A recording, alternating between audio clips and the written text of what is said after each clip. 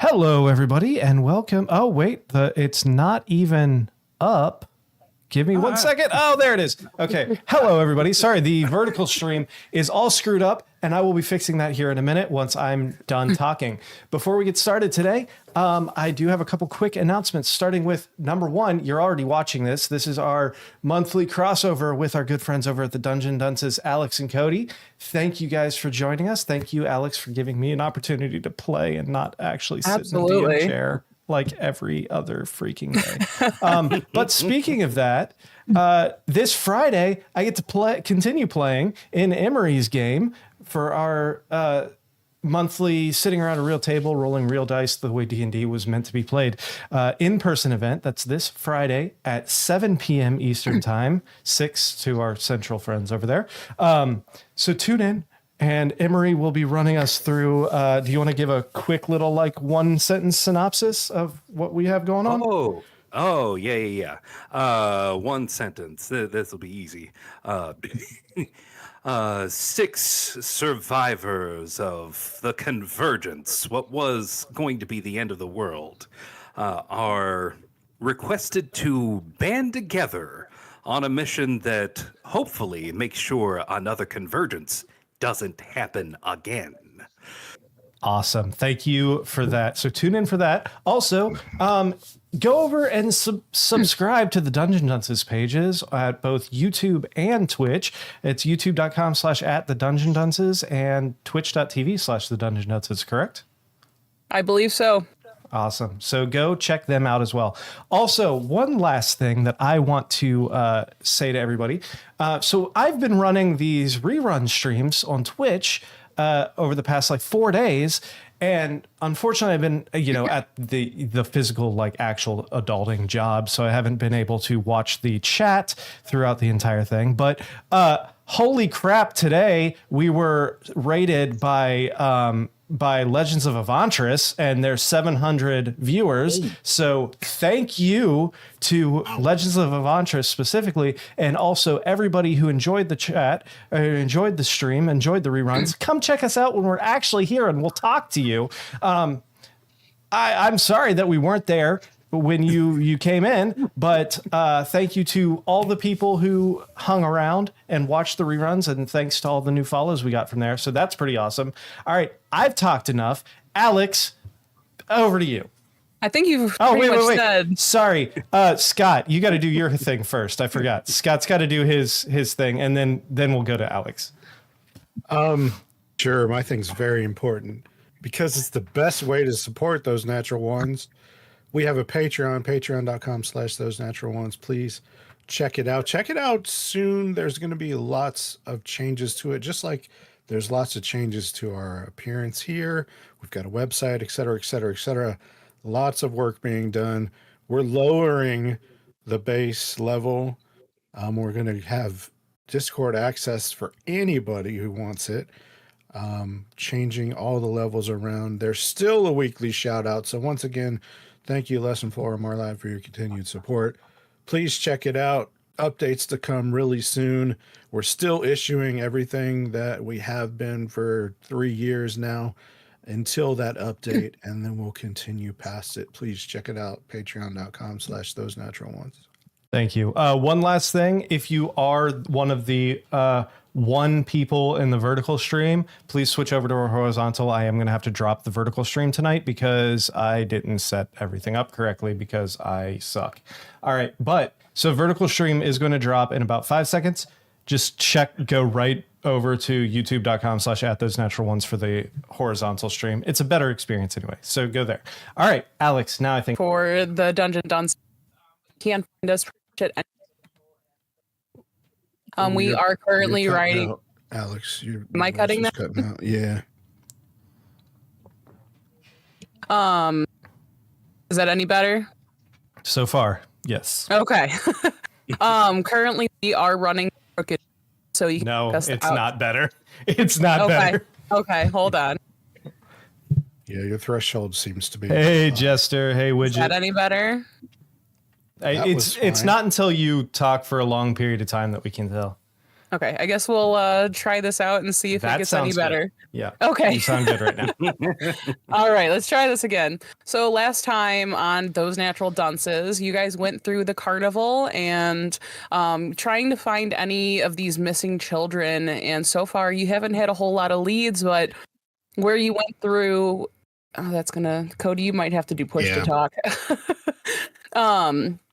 You guys went through a mirror that Mr. Witch and Mr. Light had brought you to after the crowning of the Witchlight Monarch, and you guys now stand at the edge of a raised and broken causeway under a hazy twilight sky. The causeway, which is built from pale stones that glow faintly from within, towers over the surrounding landscape, but large sections of it have crumbled away. The parts that remain in place are separated by large gaps where portions have collapsed. A fog-shrouded swamp spreads out below you in all directions, and up from its murk wafts the smell of rotting plants. Also rising from the swamp is the music of nature, a discordant symphony of croaking frogs and singing birds. Remind me, I think you said something last time about a hot air balloon. Okay, so we did go further. I couldn't remember if we went further or not. Yes. So yes, you guys also in the distant sky, you spotted a great balloon made out of patchwork material. It spun out of control as though punctured, causing the wicker basket that hangs from it to swing wildly. The balloon plunges out of sight, disappearing into the fog approximately a mile away. I need someone to do a perception check. We'll do it. That always goes so well whenever Emery says, I'll do it. I'm sure it's fine. Perception.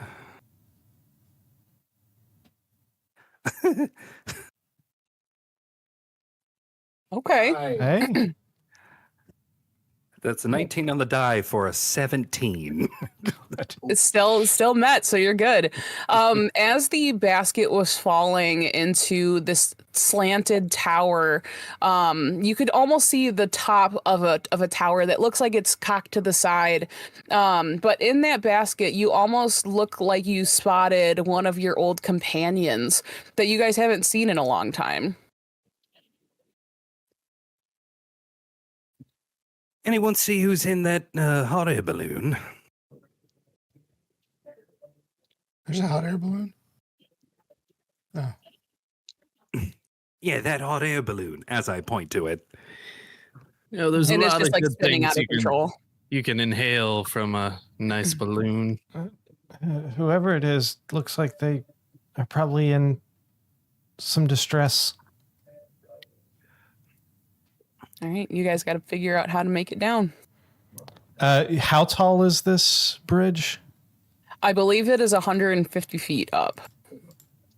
Boy. 150 feet, and we can't see any visible stairs, ladder, vines, anything. You see mushrooms kind of staggered, almost like a staircase going down. If you look really close, it's underneath Queen's Way. You can see the mushrooms.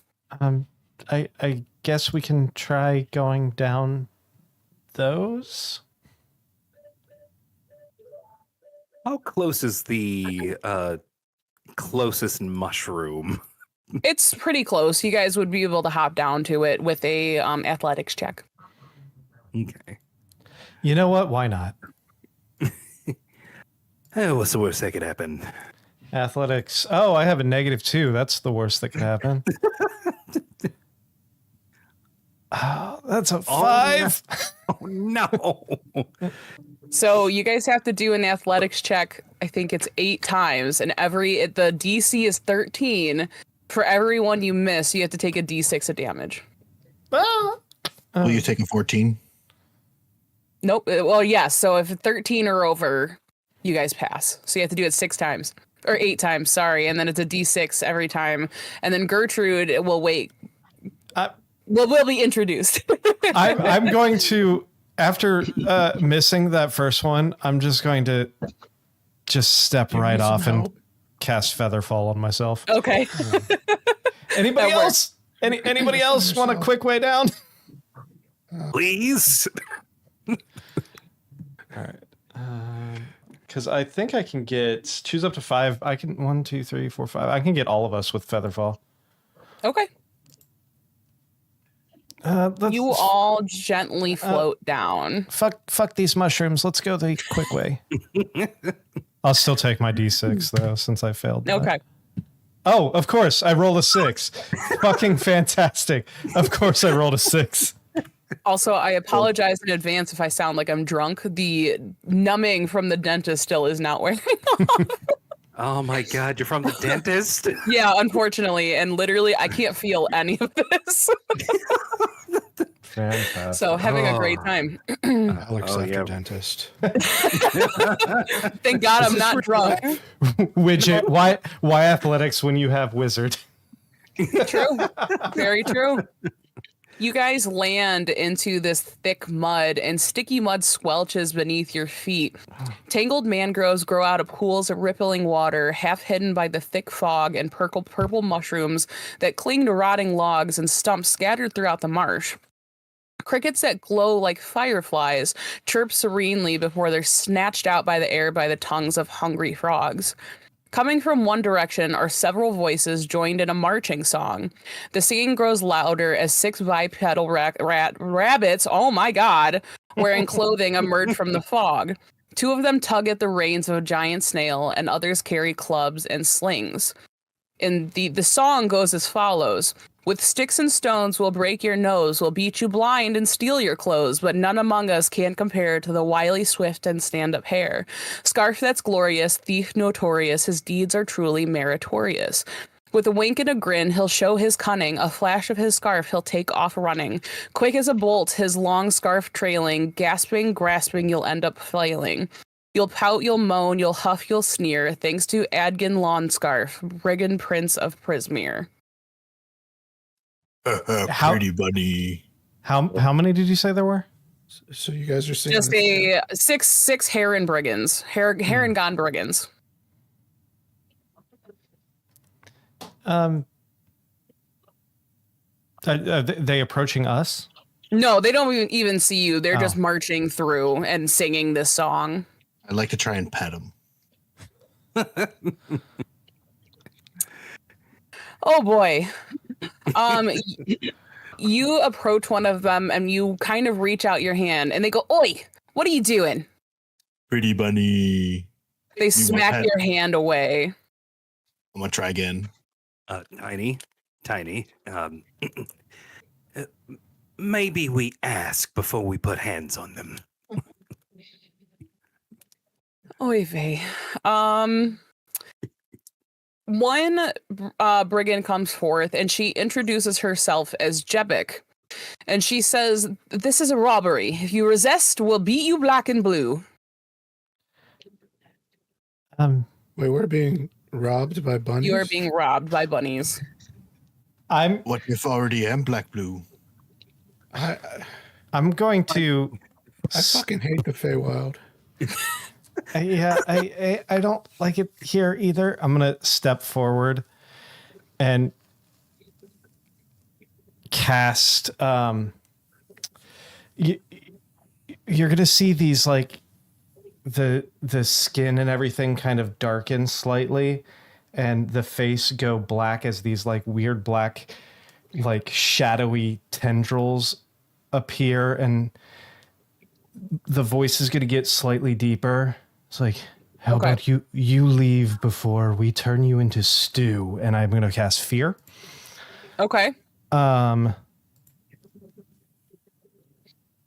So I need a DC 16 wisdom saving throw from anyone within a 30-foot cone. Okay, let's see. I gotta pull up the Herringons. And I still don't really know how to use Foundry, so we're using a dice roller. That's fine. I'm terrified. All right, you said... DC 16 wisdom save. Okay, first one was 12. Next one's 14. Fail.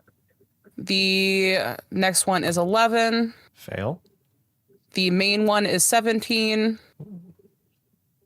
18 for the fifth one. And for the last one, a nat 20. So 3 of them have to. 3 of them are terrified. And they have to take the dash action and move away from you by the safest route on each of its turns. Okay. Their dash, I'm going to say that they go ahead and the 3 quickly are terrified and dash backwards. And I believe their dash is so they go 60 feet back. The other 3, they look at you. This is the Feywild. They're not intimidated by any means. And she holds a gourd that the stopper sports a golden knob, and the rest is kind of this intricate gourd. And she tells you, you need to touch this now. This is a robbery. Give me your best memory. Wait, you want me to touch your knob? Oh, no. Give you a minute. It's already started. As DJ said, as Widget said, that is one bad bunny. Oh. I'm always open to a new experience. Memory? Is that what you want? Yes. Each of you must give me memory. You must touch the gourd and give me one of your best memories. All right. Raz goes up to it. He touches it. Okay. Go ahead and describe what memory you are voluntarily giving up. It has to be one of importance. Well, if you know Raz, he's I just spelled all over myself. He is an agent of chaos and just lives for the experiences alone.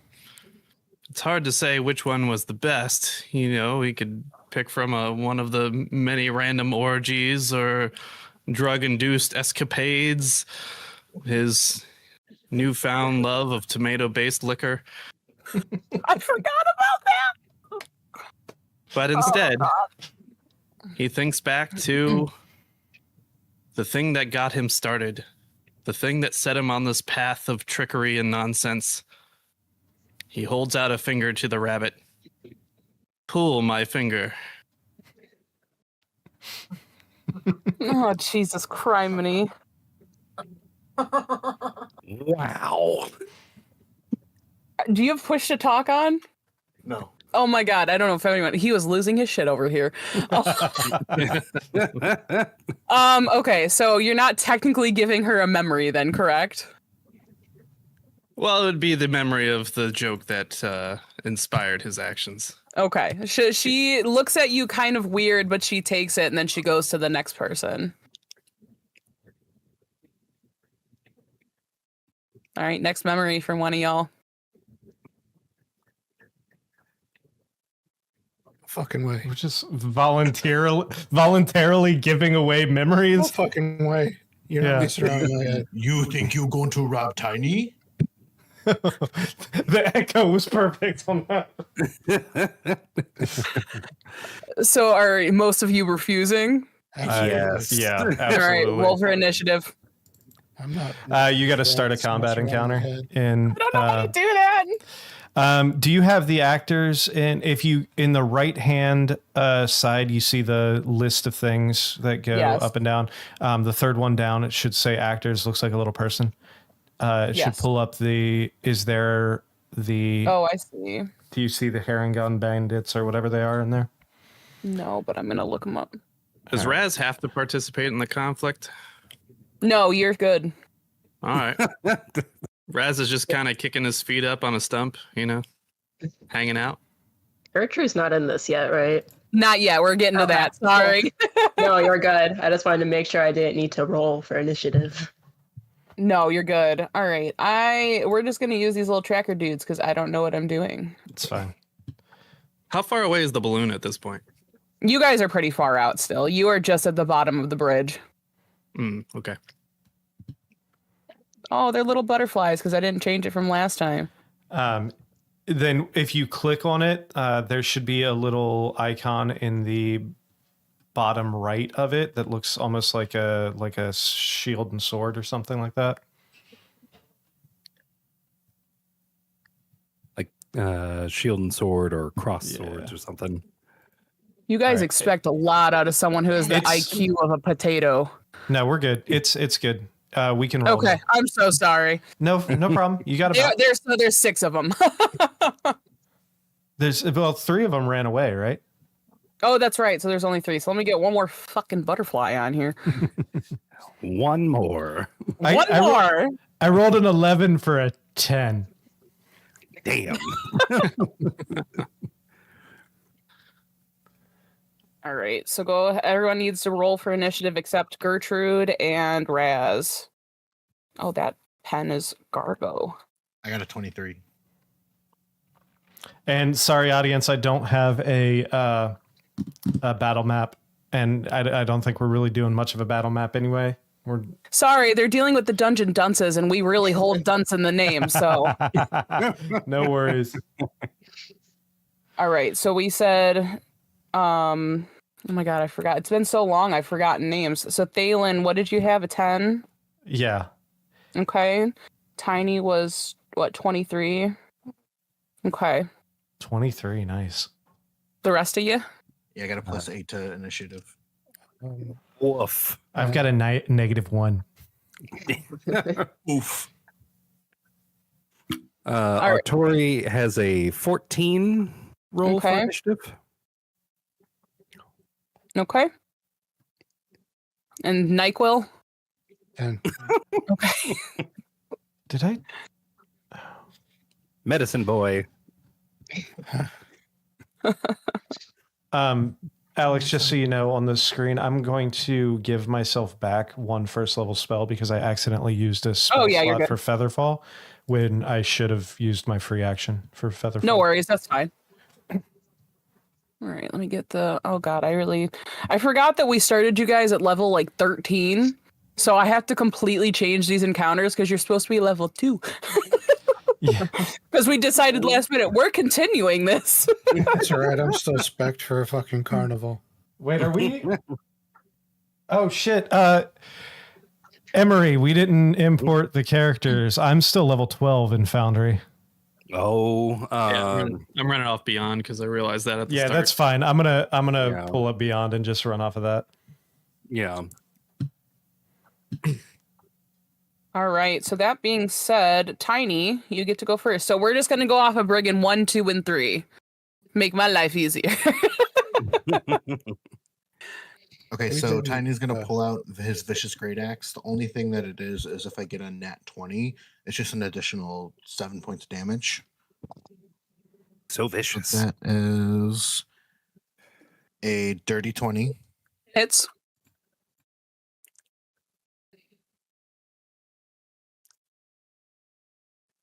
Don't mind me, I'm illiterate. Alex, do you mind, while he's doing that, do you mind turning on some of the music if you go into the right side and go down to the little music note? Just That's so we have right, some I forgot. background music playing? Thank you. Combat it is. 6 Fantastic. damage. I guess whichever one's closest to me. I can't really see anyone. You guys are all right around them, so you can pick 1, 2, or 3. You're pretty close. I'll go for 1. Okay. How much? What are you trying to do? So I pulled out the vicious great axe and Okay. I swing, and that was 6 points of damage. So Okay. I'll just go towards like a quick slash across the Okay. across the chest, basically. Okay. And you don't cut super deep, but you cut just enough to create a wound. And one of the brigands kind of screams out in pain. He is going to retaliate. Let's see. I have so As many this is tabs all open. happening, Raz is on the Oh. side using his thaumaturgy cantrip to give himself a booming voice and starts narrating the fight. I love it. Quick question. So 2 is like right next to him. Yes, Right. yeah, they're all kind of just in a row. Okay, so I have to leave when I hit it with a great axe. If I hit a target, I can hit another one. So I'm Okay. gonna swing for number 2.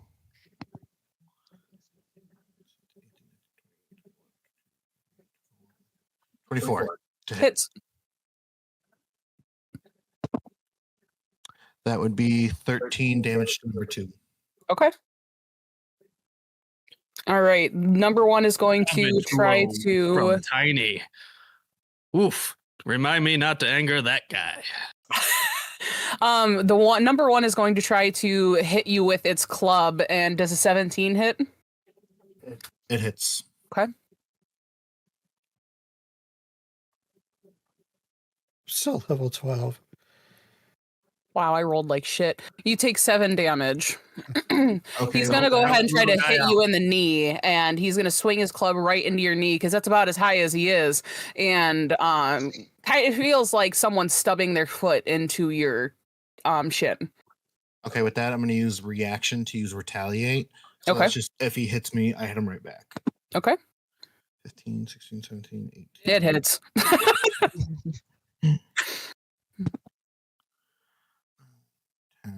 11, 12, 13 points of damage to whichever one just hit me. Okay. Well, this fight might go faster than I thought. All right, Artori, it's your turn. Right. How far away are they from me relatively? Probably about 5-10 feet. 5-10 feet. Okay, so We'll go with 10 just because Thalen was the one to interact with them first. okay. Yeah, I am going to not even like move towards them. I'm just going to do like a near completely horizontal like launch jump straight at the most hurt of these Harangon bandits. Number 1. Number 1. I know, really, Thanon whited this, so. Azrael Gloom wants to know, is Tiny Grande short? If not, No, that is unfortunately, a he's missed huge. opportunity for a pissy short character. So Azrael is one of our fans that tends to check in with us a whole lot, so. Fantastic. Tiny We'd love to have you here. He's back like 6 foot something. He's a big boy. He's a big boy. Oh god, I can't say big boy. My friends with Azrael Abyss.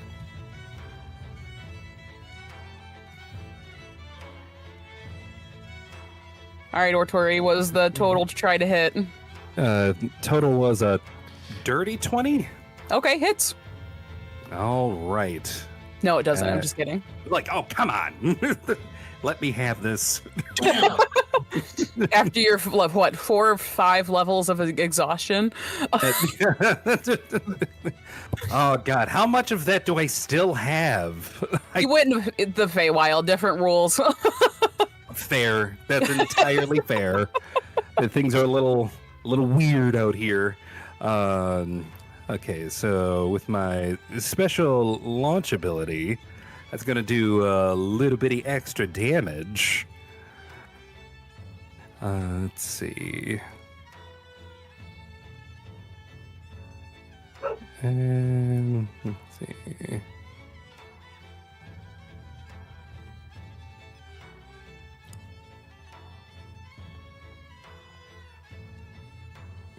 Aw, dang. Let's see.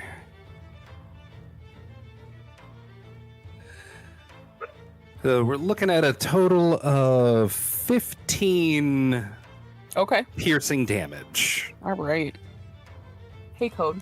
Artori's got the hops, and don't think the irony's lost on me. Jesus. All right, number 2 is going to slash at Tiny. He's checking to see if my dog is stuck outside. Yeah, I gotta get that dog. Never mind, 2 does not hit Get Tiny with that a natural motherfucking 1. dog. He So tried. with a natural 1, number 2 tries to hit Tiny. Does not work out.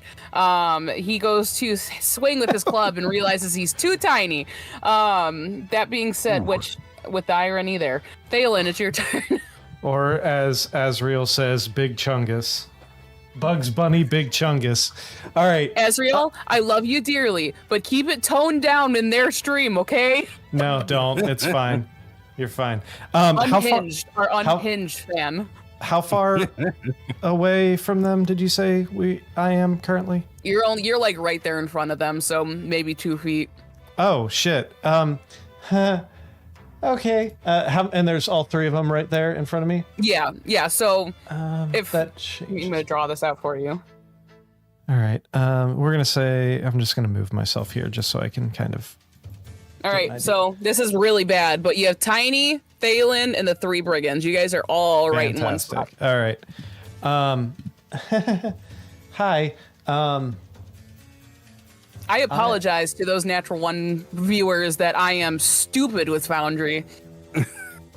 It's everyone's learning curve. It always takes a while.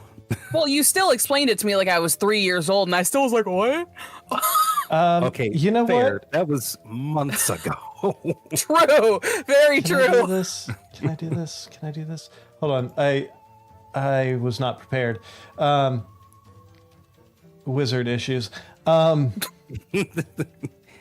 you know. Now I know. Where did it go? Oh, can I only do it at level 3? Hold on. Oh, I can only do it at level 3. Okay. Thalen, you're gonna see those shadows kind of retract slightly, and he's gonna pull his hands together and kind of focus all of that shadow energy into this ball. And I'm going to cast Moat of Hell, and shoot this off to it's a 15-foot radius sphere. Can I get all 3 of them in the 15-foot radius sphere and only Easily. them? Easily. So a 15-foot radius sphere of darkness, brimstone, and blasting heat appears centered on a point within range, lasting up to a minute. You hear echoes with the cries of damned souls that can be heard by creatures within 30 feet. No light, even magical light, can illuminate the cloud, and any creature that is fully within the area is blinded. Okay. Cloud warps timescape, making the cloud difficult terrain, and any creature who starts their turn in the area takes 3d6 fire damage, and a creature who ends their turn must succeed a wisdom saving throw or take 3d6 psychic damage. Okay. Is this a spell you have to roll to hit, or is it more of an area thing? It's area. It's start their turn, end their turn. That's Okay.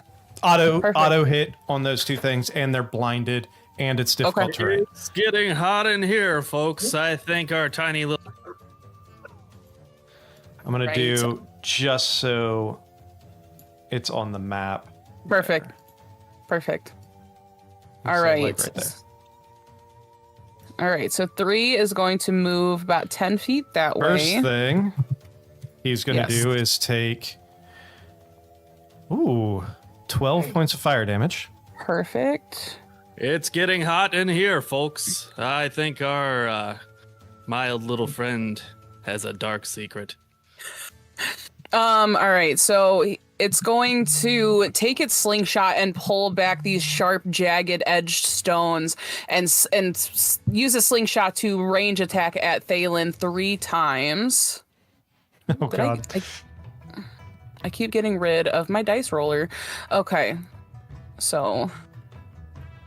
All right. Nat 20 for the first Oh one. god. A 7 for the second one. 18 for the third one. 2 of those hit. Okay, so nat 20. How do you guys do nat 20s? We do double dice. Double or dice, do you guys yeah. double dice? Okay. So let's see. All right, 12 damage for the nat 20. I'm rolling like Garbo. And then 11 damage for the second one. Oh god. All right. And that is all he can do. He kind of hops in the air really excited that he hit his target, and he loads up waiting for his next turn to shoot. Zeraquel, it's your turn. Okay. Oh, hold on. Actually, I forgot I had this. For the natural 20, I'm actually going to use my reaction to use Illusionary Self, which is when a creature hits you with an attack roll, you can take a reaction to cause the attack to automatically miss. Okay. Once used, I cannot use this feature again until I do a short rest. Okay, then you just take the 11 damage. Fantastic. All right, Zeraquel. Nobody's down yet, No. right? I'm just gonna Toll the Dead, the number 1. Okay. So that's a save. Okay. What's the save, my friend? Wisdom. Dirty Rollers RPG. Hi, welcome to the stream. I rolled a nat 20. Then nothing happens. Okay. Oh my god, that's 2 nat 20s in a row. Is anybody? I can guarantee it'll probably be the only ones I roll this whole session, too. Nobody's hurt yet, right? I'm hurt. I am very hurt. You're very hurt. Well, not really very hurt. On a scale of 1 to 67, I'm at like a 50. A very precise That feels scale. very specific. Okay, I'm good. All right. We are back to Tiny. Rad. Okay, so first hit does a 18 hit. Yes. So first hit, that'll be a 9 for the first hit. On which number? I'll just do 1 again because he's still close to me, right? Yes. And then I'll go to 2 still right by him too as well, right? Yes. Yep. 16. Don't worry, Dirty Rollers. There'll be plenty of nat ones. I already rolled one, so Yeah. 25 for the second hit. hits.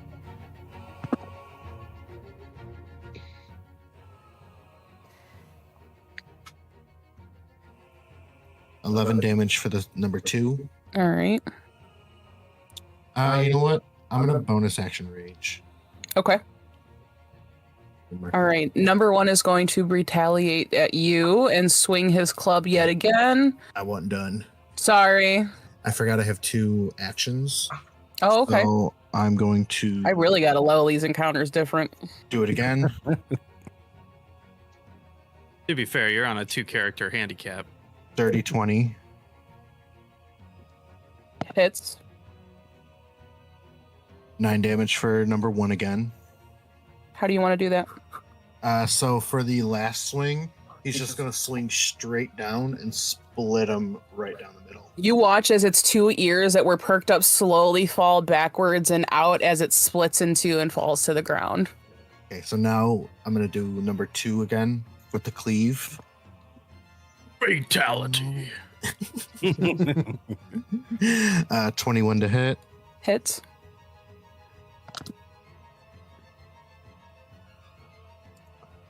Seven damage for number 2. Okay. And that's it. Alrighty. Number 1 is going to retaliate and swing its club at you again. No, it doesn't with a 7. Number 2 is having really bad luck swinging at you. As he goes to try to swing and hit your knee again, he totally misses. It seems like being blinded in this area is not doing him well. And how much damage is that ending his turn? Well, I guess starting and ending. Starting his turn is 11 points. Now he needs to make a wisdom save at the end of his turn. Okay, he is 17 for the wisdom save. Wisdom save that that succeeds. So Okay. he does not. Let me just double check that it's not. Hold on 1 second.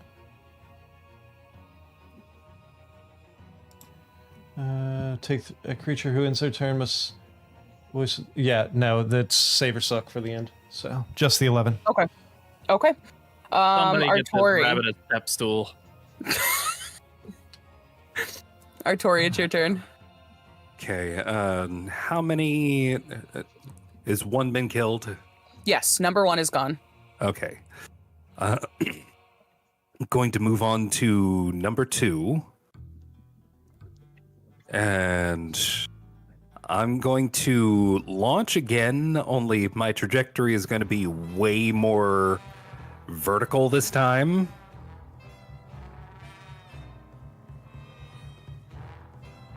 And yeah, God, I keep forgetting there's way more things going on with this. Like I've got Piercer, Savage Attacker. Yeah, this one is going to get nasty. And I have extra attacks. What am I doing? Great question. Next. Wait.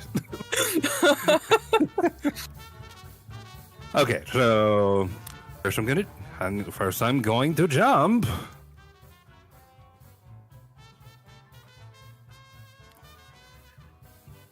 And then let's see. And I'm gonna do a lance attack.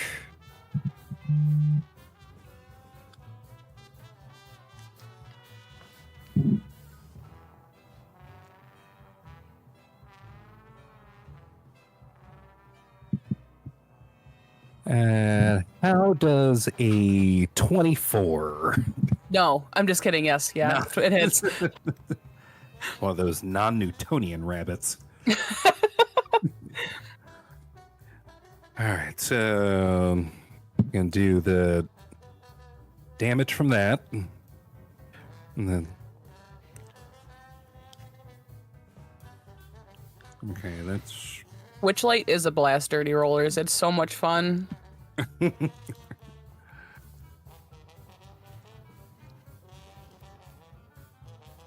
okay. That's a little better. Side And note, I love this jazz.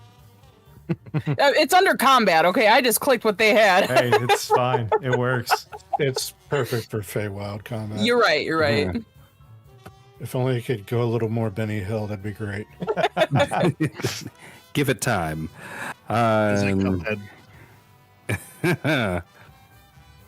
Okay, so that is going to be for the first attack. 16 points of damage. How do you want to do this? Oh. So I leap about 30 feet into the air and then dive bomb, lance first, right into like the dead center of this Heron-Con bandit.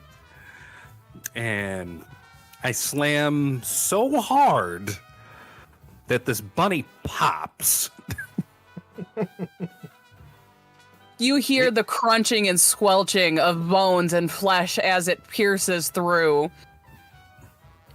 Artori comes in from orbit with the super dunk on the small creature. Everybody, I hope you brought a poncho. I just realized you had a prop mic with your real. That just happened. You gotta play into the role. You know? I really All regret right. not having No. Bob Barker like super long, slender mic.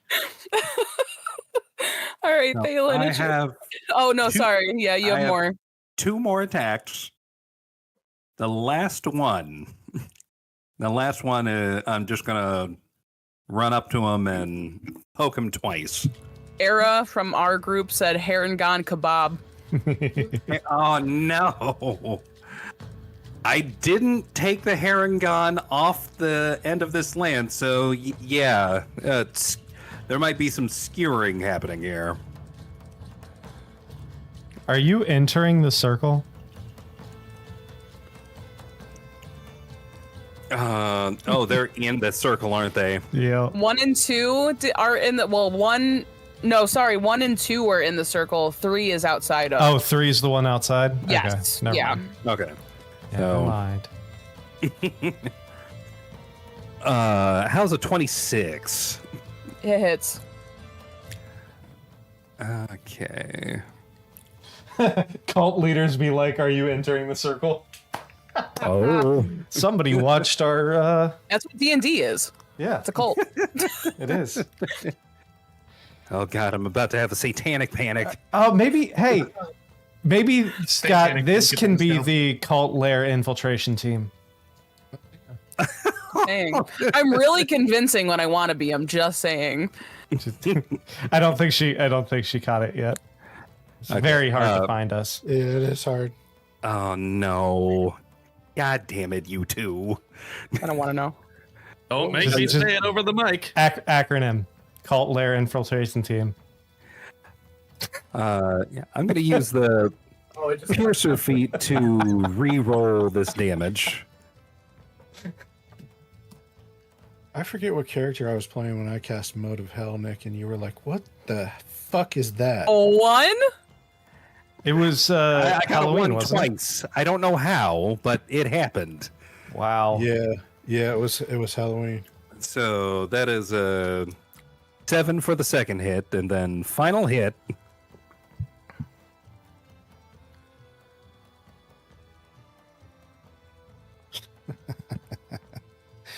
There There it is. it is. There it is. Those natural ones. Of course, I got it. So yeah, that last one misses, I'm assuming. Yeah, I would say it doesn't hit. But yeah, There's the I set. swear to God. All right, Thalen, if So, yeah, Arturi has only nothing left, 7 it's yours. damage. Yeah. All right. Can I move that? Oh, I can't. I can't move it. So I'm just going to drop concentration on that since there's nobody in it anymore. How does the last one look? Is he looking hurt, or has he been A little beaten up, but not too bad. a little beaten up? Then I think what I'm gonna do is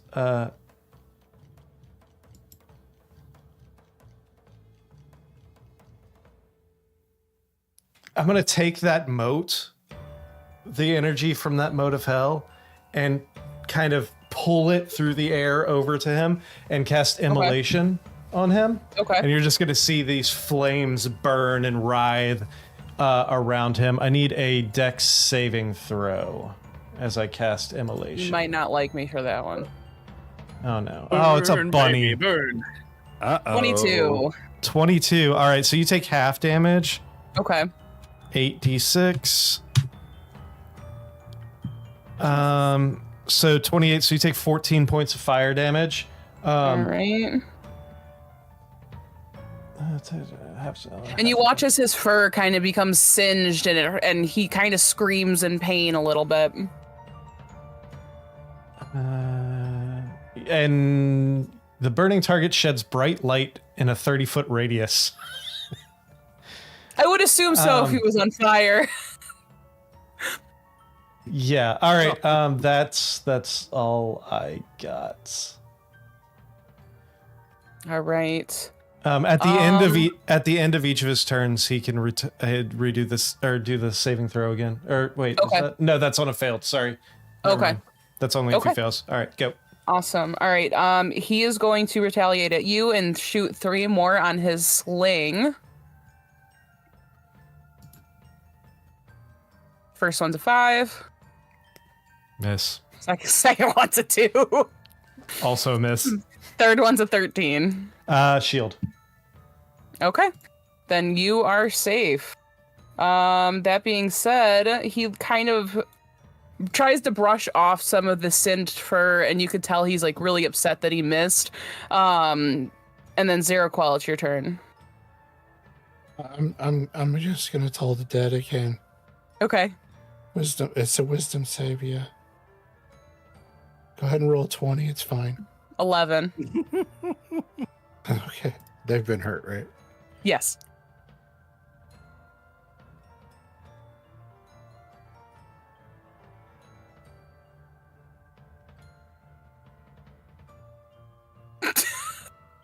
Someone said, having not seen the previous 2 episodes, I know nothing about Tiny, and that question was kind of scary. 25. Oh, that's Widget. How do you want to do this, Scott?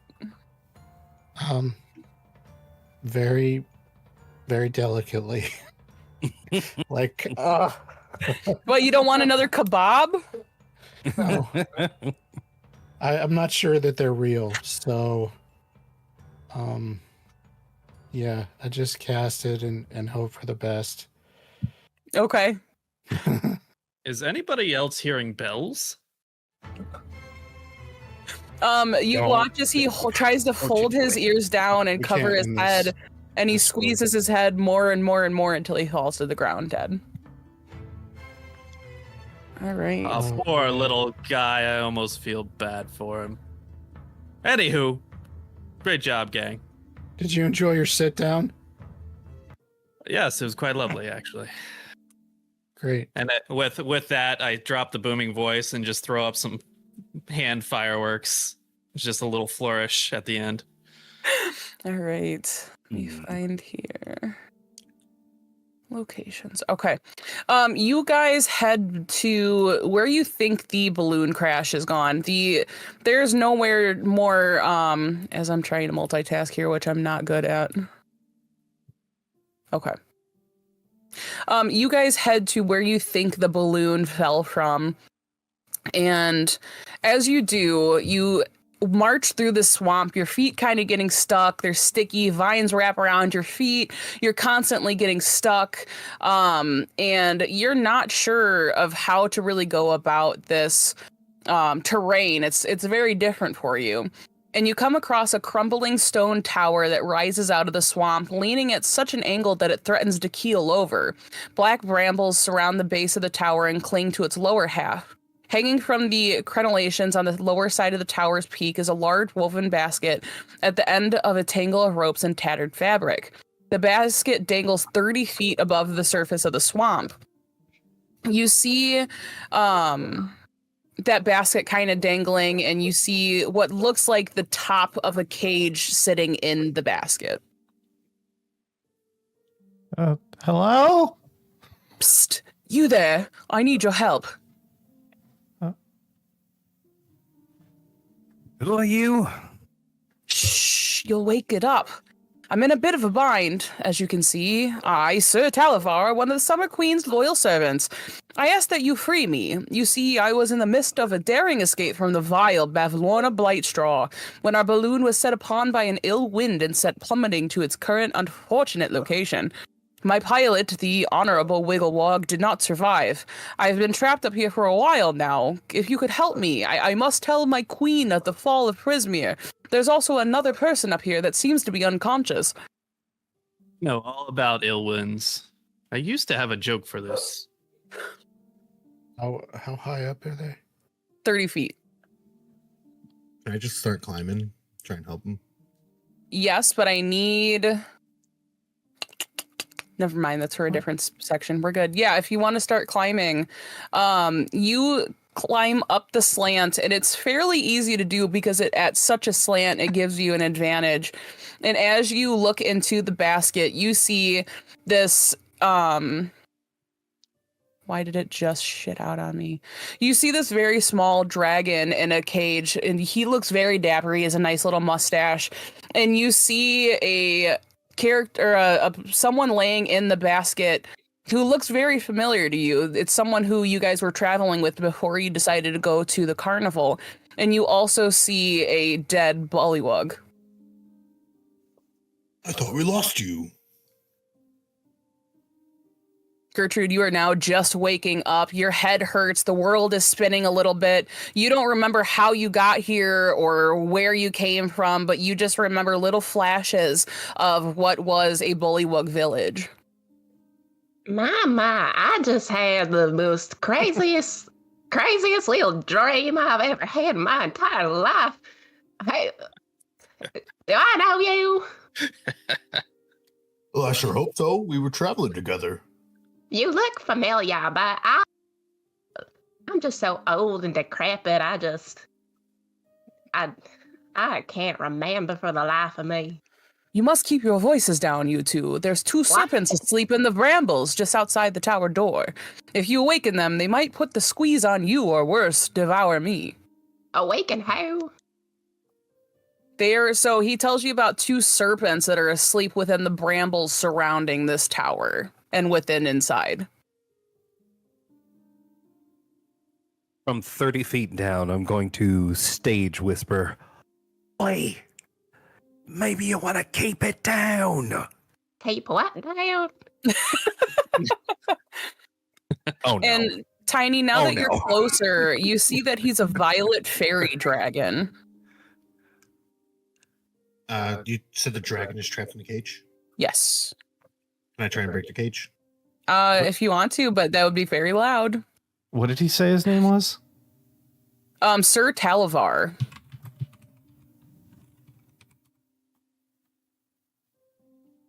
Wait, how big is this cage? It's not very big. He's a tiny, he's like a tiny creature. Why don't you just grab the cage and come down here? Grab the what? The cage? I'll do that in a second. Can I grab the cage if it's small? Yeah. All right, I'll grab the cage and start climbing down. All right, and you begin climbing down with this cage under your arm, and he's kind of looking around, making sure the snakes haven't woken up yet. So once we get back down, we're just gonna start slowly, like tiptoeing, like in the cartoons, just like. I'm sure there's a very Pink Panther playing the saxophone around here somewhere. Hey, Rule of Cool T. Thanks for the raid with the party of 8. Hey, let's go. Raz is just at the bottom with his carnival popcorn. Welcome to the party, everybody. Gertrude very ungracefully goes down. Love it. As he kind of wraps his hands around the bars and tells you about a goblin named Jingle Jangle that has the key to his to the bird cage. And he kind of points in the direction. Chap 1, Rule of Cool. Welcome to the stream. Hello. There's a goblin up there that you could go to. I'm pretty sure she has the key to my cage. She lives atop of Telemy Hill. It's not too far from here. What's her name? The goblin's name is Jingle Jangle. She tends to collect keys for some reason. That explains the name. Sounds about right. Dirty Rollers, thanks for the follow. Do we need a key? Can't we just, break you out of there? If you're able to, I'm sure that'd be fine, but if you want the easy way. There's a big guy right there holding you. I think he might Yes, he's quite large. Maybe we should walk away. Out, tiny break. Maybe we should walk away from the snakes and the thing that you talked about before we break it open, though. That would be quite a good idea, and if you help me out, I'll tell you all that I know about this area. Raz is gonna walk up to Gertrude and offer her some wine from his jug. Now, where'd this wine come from, good sir? Oh, from the carnival. I won it as a prize. It's delightful. Oh my God. Carnival wine is the best wine I've ever had in my entire life. Thank you, sir. It's tomato based.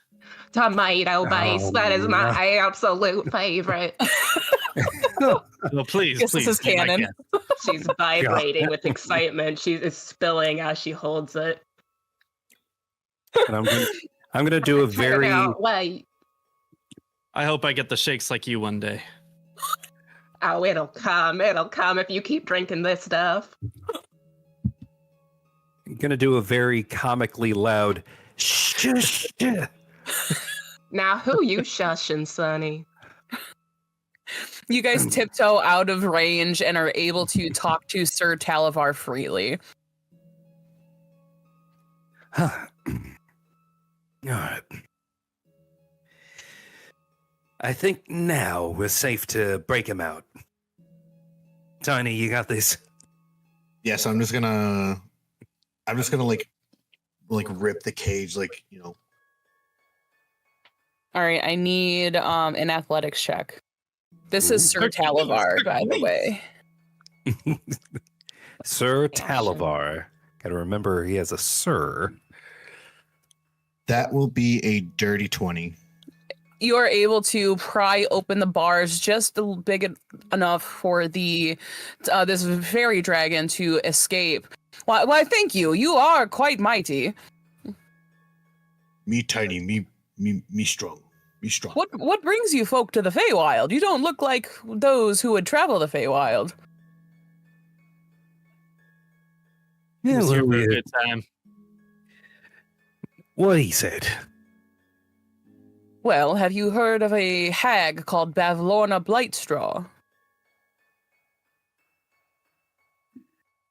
Bav, who in the what now? Hag sounds like when you coughin' up. Now, you best be careful on who you calling a hag.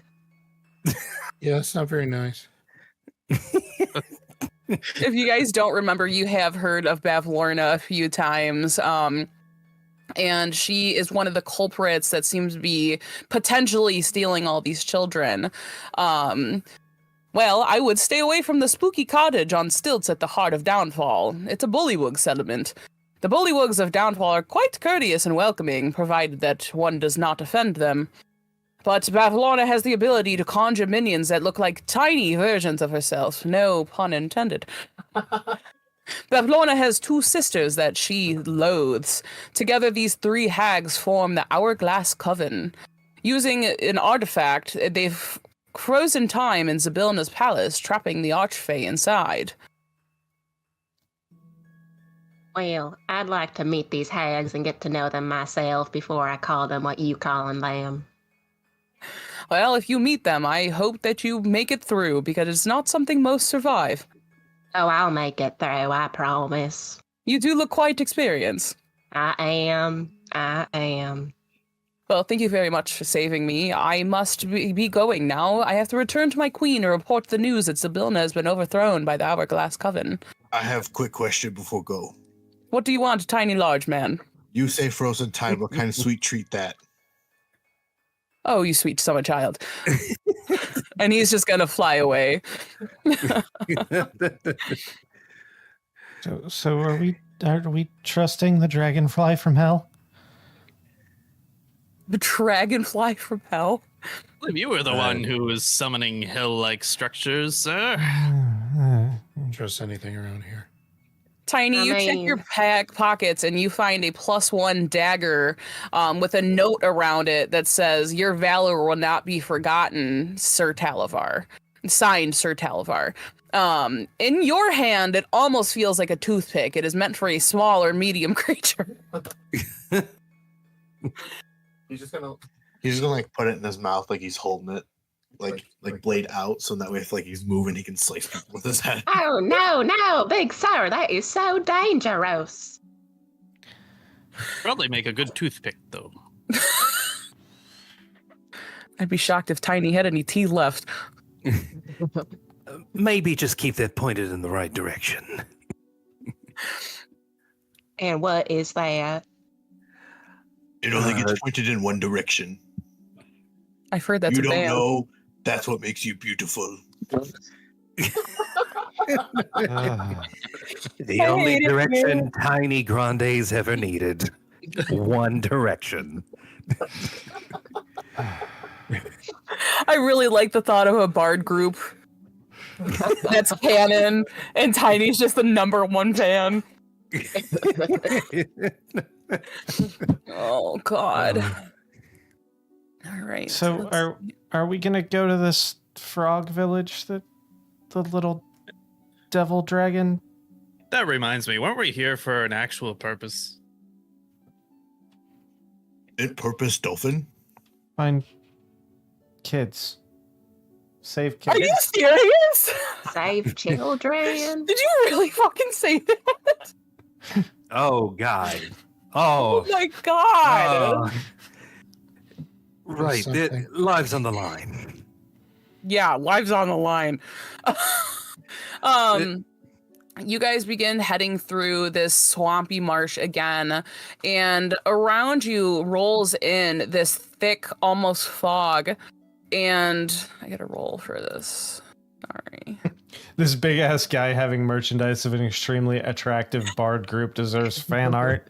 Yes, it does. Yes, it does. If you would like to create some lewd fan art, we have an email for that. Lewd. It doesn't have to be lewd. 69 It just at could be, gmail.com. Lewdemery69 at gmail.com. That's LEWDEMERY69 at gmail.com. Asriel, you got that? You got that? I'm Asriel actually drew our very first fan art where Drogar slammed his head through a brick wall trying to get rid of psychic visions that were happening to him, and on the other side were people playing poker. LewdEmery69 at gmail.com. Is this a legit thing? It is, absolutely. Oh my God. You It is. can email lewdemery69 at gmail.com, and It I is assure a you, he will long reply running to you. joke. It is a pre not a those joke, natural ones thing. I my didn't God. make it, This is a joke on me continually. No, we know that you're in that It's email now all the stretched time. across 3 different shows. Jesus Christ. A thick fog rolls in and surrounds you, and you How many all Cs? begin 7. Okay. You can taste this fog. It's nearly a solid. You guys begin to try to talk to each other to try to figure out how to get through this thick marsh, and all of a sudden you guys all are talking in gibberish and no one can understand each other, and it all just kind of, you begin to babble basically. I think I'm a little drunk. I need everyone to make a Constitution saving throw. Hate this place. Um, Constitution saving throw. Oh, this will be great. I don't know if I have access to Gertrude on. 13. I'm sorry, 14. I lied. Not 17. Okay. 19. How do I pull up my Gertrude? I don't see her. 13. Oh, Alex, you need to go to actors and drag her onto the screen. You got it. Right. Drag Gertrude in, please. You got it. Yeah. You don't have a picture though, unfortunately. Yeah, that's Gertrude, fine. So you're the That is a 9 What did for it say, Raz. con? Okay.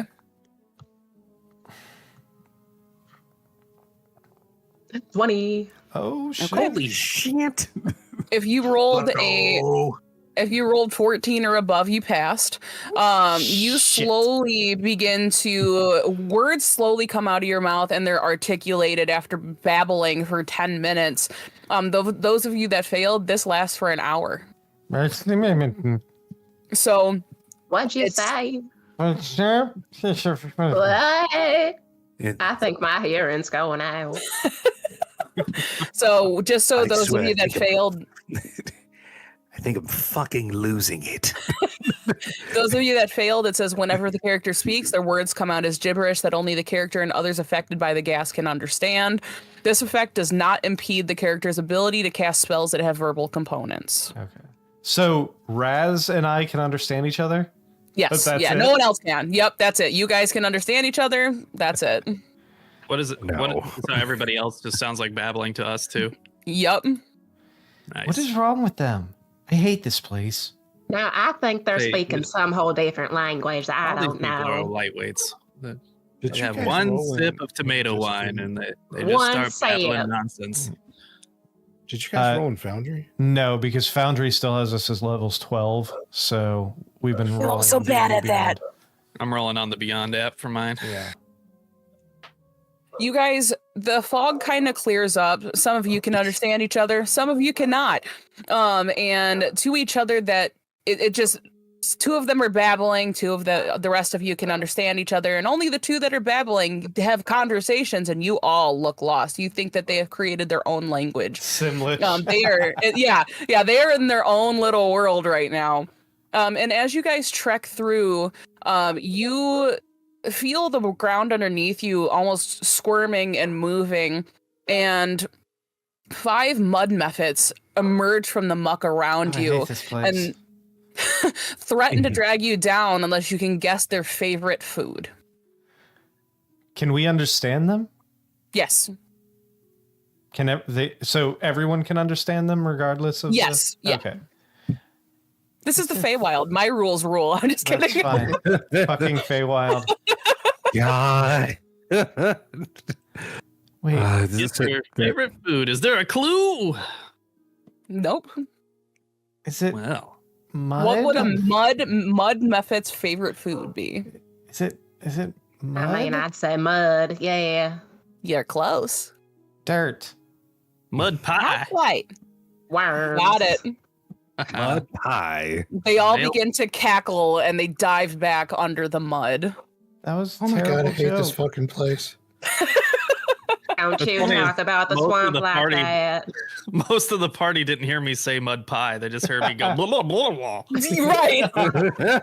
um, As All of real. this is awful.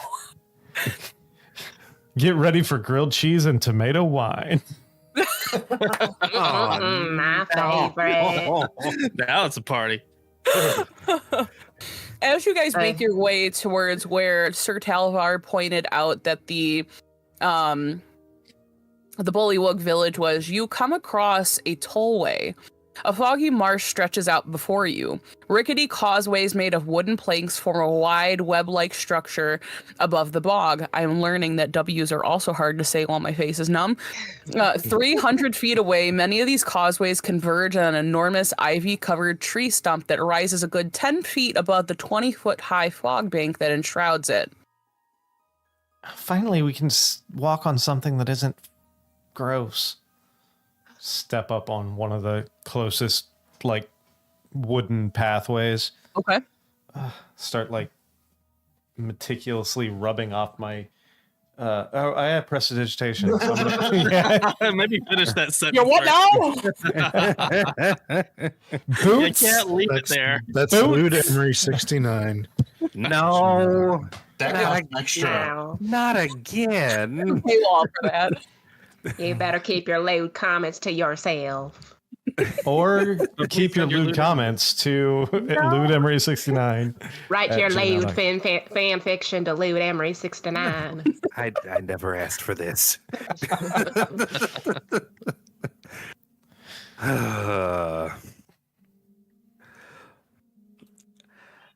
Okay. What is it? So Thalen has stepped up onto these wooden planks. I'm gonna do my best to get up on those wooden planks as well. Okay. Yeah, I'm following. Yeah, sure. Can one of y'all help this sweet old lady up? All I hear is... Same. I'm gonna extend a hand. She grabs with her fake red fingernails and kind of claws a little bit at your hand as she grasps it to stand it to get onto the planks. All I can think of is, what a strong man. You're so strong. Thank you, kind sir. As this happens, again, Raz not being able to understand you two, Raz also takes the hand and has a three-hand pile up as they all pull themselves up. So many strong gentlemen. We're all helping. You're all helping me. Are they Like, still they get, speaking like- babble? Like, I don't know what the hell they're saying. I like But to she think, will like, not as let go Tiny's of my helping- hand. I think as Tiny's helping and just lifts them all up. Oh my, another strong gentleman. You guys begin to walk carefully along these wooden planks, and an odd feeling suddenly comes over you as you begin to become aware that something along the way, a hunched, hooded figure, has joined the group. And the sound of bagpipes erupts way above, and you after a few notes, you recognize it as the song sung by the brigands that you met earlier. As the notes play, another Haragon brigand throws his cloak off, and you realize that he's somehow joined the group with you at some point, and he begins to laugh and cackle, and he has a hot branding iron in one hand and a small round shield in the other, and jabs Tiny right on the ass with the hot iron. Mage armor. Oh my god. He begins to sing the song, and he takes off on a run, a wide grin across his rabbit face as he bounds from one plank to another in a circle around your party. While he's doing that, I cast Hold Person on him. Okay. Do I got to roll anything for that? Our group does not have a lot of magic users, so I tend not to know all the spells. Give me just a second to pull it up, because I accidentally swiped to the right and lost it. There we go. Yeah, By I'm the end of absolutely... this episode, you guys are going to be the dungeon smarties. Yeah. Absolutely You casting You know mage us well enough. You knew mage that's not armor going to on myself. happen. To be smart, you have to have an IQ, and all of us probably have an 80 combined. So, It's a Don't sell wisdom yourself save. short. wisdom save. That is a 19. Oh, wow. The save is really high, but you made it. Can I grapple? Yes. What is that? A dexterity saving throw? I think so, but I know I have advantage on grapple because I have a grappler feat. Okay. Let me roll for that. That is a 19 again with his dexterity modifier.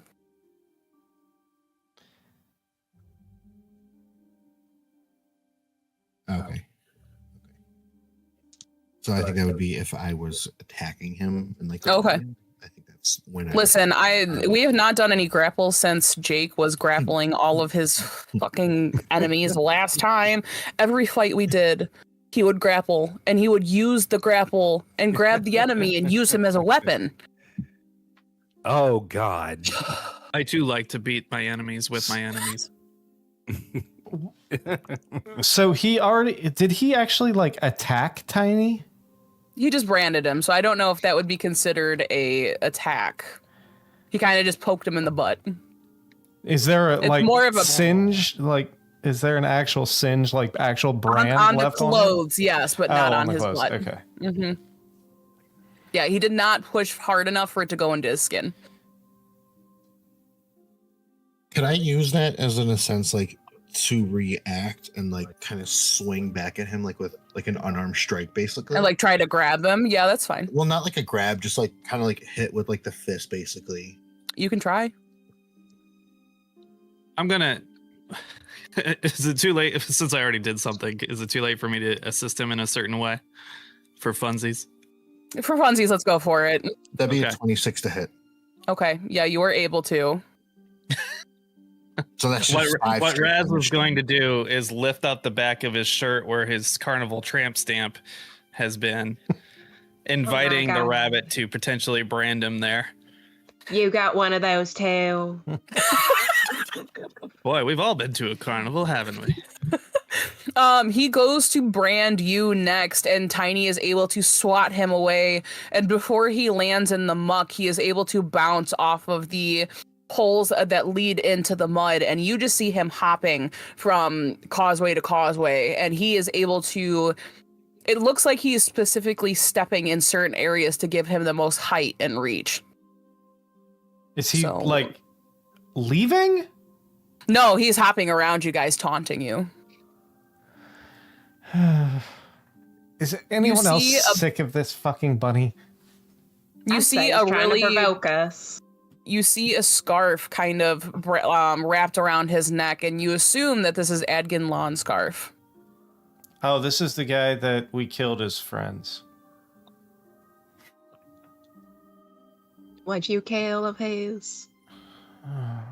It's about to be him. Now I don't condone killing, but maybe we should fuck him up. Does somebody want to do something before I do something really bad? I'm the only one that can understand you, and I really love Oh, when you right. do something bad. Azriel, you can kiss my ass, and I mean that lovingly. First, they said the weirdest part of your face being numb is that you touch it. It feels like a sponge when you touch it with your hands. And then the Dungeon Dunces being smart is as likely as me using one of my brain cells for anything other than being a smart ass. Oh, Azriel.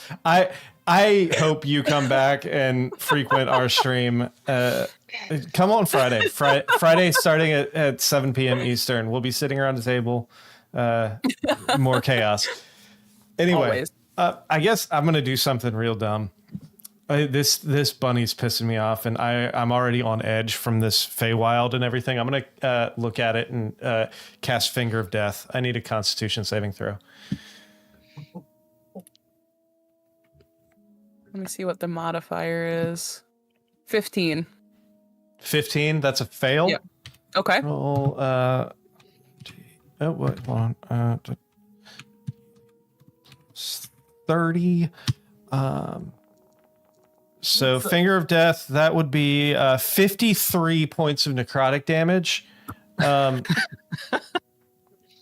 As and just point at him, and you just see like those black tendrils come out. His eyes go dark, and they just shoot straight out of his hand, and kind of those black tendrils start wrapping around this bunny's throat. You watch as those black tendrils squeeze tighter and tighter as the flesh around his neck begins to necrotize and melt off of his fur, as you see muscle and flesh and blood and tendons kind of showing until eventually his head kind of melts off of his shoulders and falls into the mud. And only Raz can understand this, but he just hears that's fucking place. You know, I've seen something like this before at a cabaret. It was very strange. The room was all red, and it was, but it was a great time. I had a great time by all, except for the person dissolving in front of us. Well, that's all to do in the Brigand's Tollway. This is more chaotic than when I ran it the first time. I'm gonna in them pockets. I was gonna say, without like, I'm gonna gain my composure. That's a really nice scarf, and walk over and just take the scarf that he had. You try to pull it off, and it almost doesn't separate from his shoulders. No matter what you do, you can't get it off of him. Well, I want to run them pockets. that's Okay, unfortunate. and as you do, you find 53 gold pieces, and let me find. I just had it. I'm so sorry. I'm not repeating those comments on stream, Mystic and Azriel. Era, what in the hell? I'll repeat it. She said fingered to death. Jesus Christ. Now, mind you, Era lives with us, and she's literally downstairs right now. Send your Lewd fan art to ludemery69@gmail.com. You, as tiny as you run those pockets, you find a note that's not very well written. You can tell the penmanship is very bad. But it says, remember our deal. You must bring me one item from each victim that you steal from. I'd like to show them and be like, well, you ain't getting this. And it's signed Slack-Jawed Lorna. How big is the rabbit? Like the actual corpse? Also, there's an innuendo in there in Slackjaw. Slack-jawed.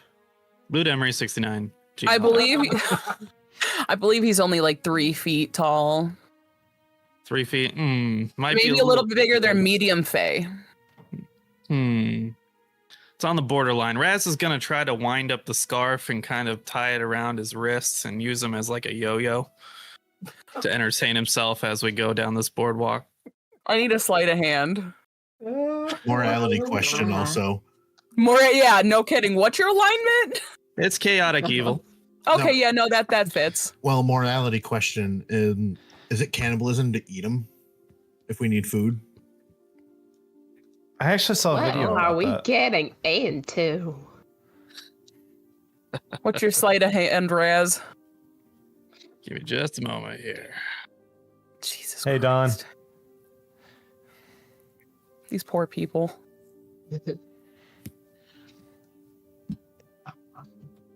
Azriel said kinky to Era's message. That was a 19. Justifiable said- cannibalism. My FBI agent is crying. I'm sorry, Raz. What was it? That's a 19 for the sleight of hand. You guys are rolling too high. I'm getting scarred. You watch as Raz rolls this scarf up around his neck and begins to use him as a yo-yo. And every time he pulls back, it almost slaps him, and he's having a hard time keeping him on the scarf and not from knocking over. But he uses Adgin as a yo-yo as you guys begin to walk. You know, it's kind of nice that this scarf doesn't come off, and it's quite an entertaining little creature. Oh boy. It's a shame his brand got cold. The only thing, am I missing something? Hold on. Look, I don't have notes. around the world. God. Now you are mighty talented. Do you guys want to sit down for a little bit and before we continue? Do we want to take a little bit of a rest here? Well, they seem to be nonsensical, so I say we do what we want. I wouldn't mind at least a little short maybe like let's just sit down and rest for just a few minutes. Sure. Look, I'm walking the rabbit. Are they talking to each other? I don't know if or you are saw they that just before or after, but you said that at the same time Widget said it in chat. Oh my god. just looking back between these two, like. Do you know what's going on, sir? Do we want to take a quick break because I can make Emery help me put a new map up? Yeah, let's go ahead and take a quick break. Okay. Give us like 10 minutes so Emery can help Thanks. do the Foundry stuff. Maybe we can get our characters imported on the break so we can start using Foundry. Stick with us. Emery, before we go, though, you got to do your spiel about where everyone can help us support us.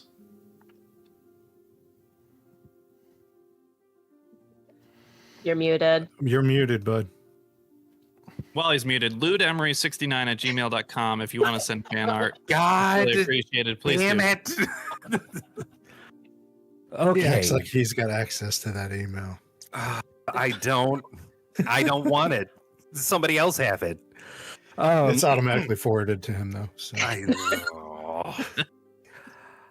For those of you who would like to support us but aren't signed up to our Patreon, you can always continue to support us by tuning in every Tuesday at 7:30 p.m. Eastern Time, daylight savings or not, on YouTube and on Twitch, and eventually those other viewing platforms where we will double or triple their viewership.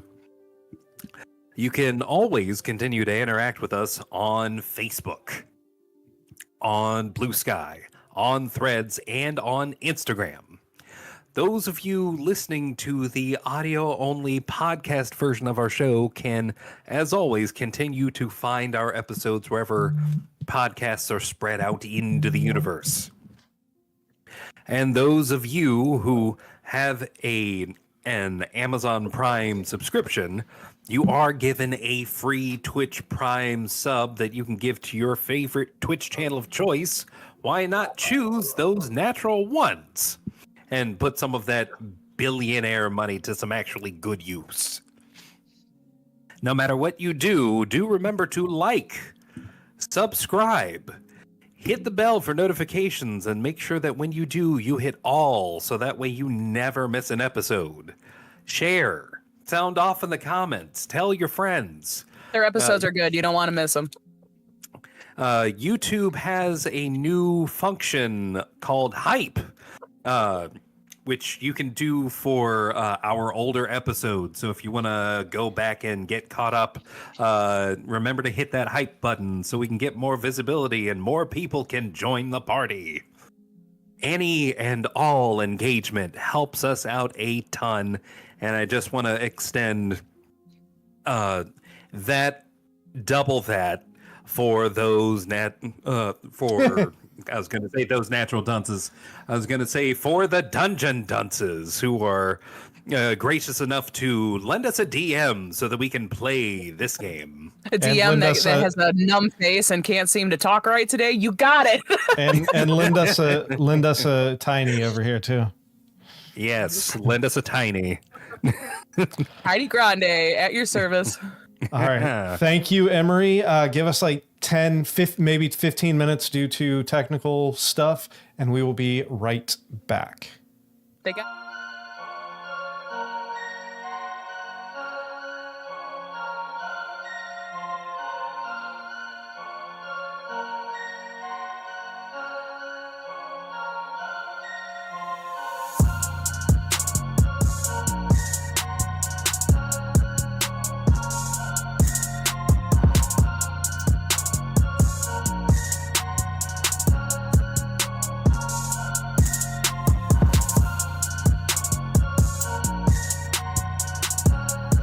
And thank you for waiting. We are back. Sorry about the long delay. We got some technical issues with Foundry, but we love Go you, Foundry. figure. I know, right? I know you're almost shocked. We are back. Not that We are shocked. up and running. Alex, take it away. All right, so you guys are heading to the Bullywug village, and as you do, you kind of come across a ledge, and there's like a waterfall streaming down, but for a second, it looks like there's something within the water. Does anybody want to look into it? I'll look into it. I will. Sure. All right, whoever does, I will roll not. a d8. Roll a D8. Roll a D8. Yep, and if you roll a repetitive, sorry. Since we took a short rest, we can all understand each other now, right? Yes, yeah. Tres. A 1. 2. Okay, 1. So, Gertrude, you look into this, and for a second, you see a headless, child-sized scarecrow with metal lobster claws for hands, trying on some new heads, including an upside-down wooden bucket and a withered head of cabbage. It decided on a large gourd. Oh, my. Tiny, what did you roll? Tres. You look into the water, and it ripples until you see a hag with toad-like features relaxing in a pool of water, while miniature versions of her ladle the water and pour it over her head and shoulders. Good soup. I got a 2. Sorry, You guys that got 1, 2, 3. yeah. Thalen, you see a bullywug bedecked in the trappings of a monarch, constantly adjusting his ill-fitting crown of lily blossoms while leafing through a large tome spread across his lap. Fireball. No. I got 5. God.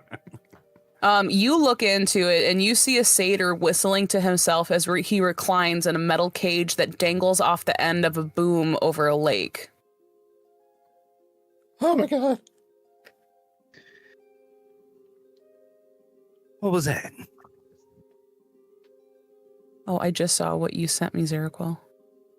Okay. That wasn't for this. That was like I told you he had visions. Yes, thank you. Okay, anybody else that wanted to, or is that everybody? I'm not looking at it. No? Okay. I'm drinking. All right.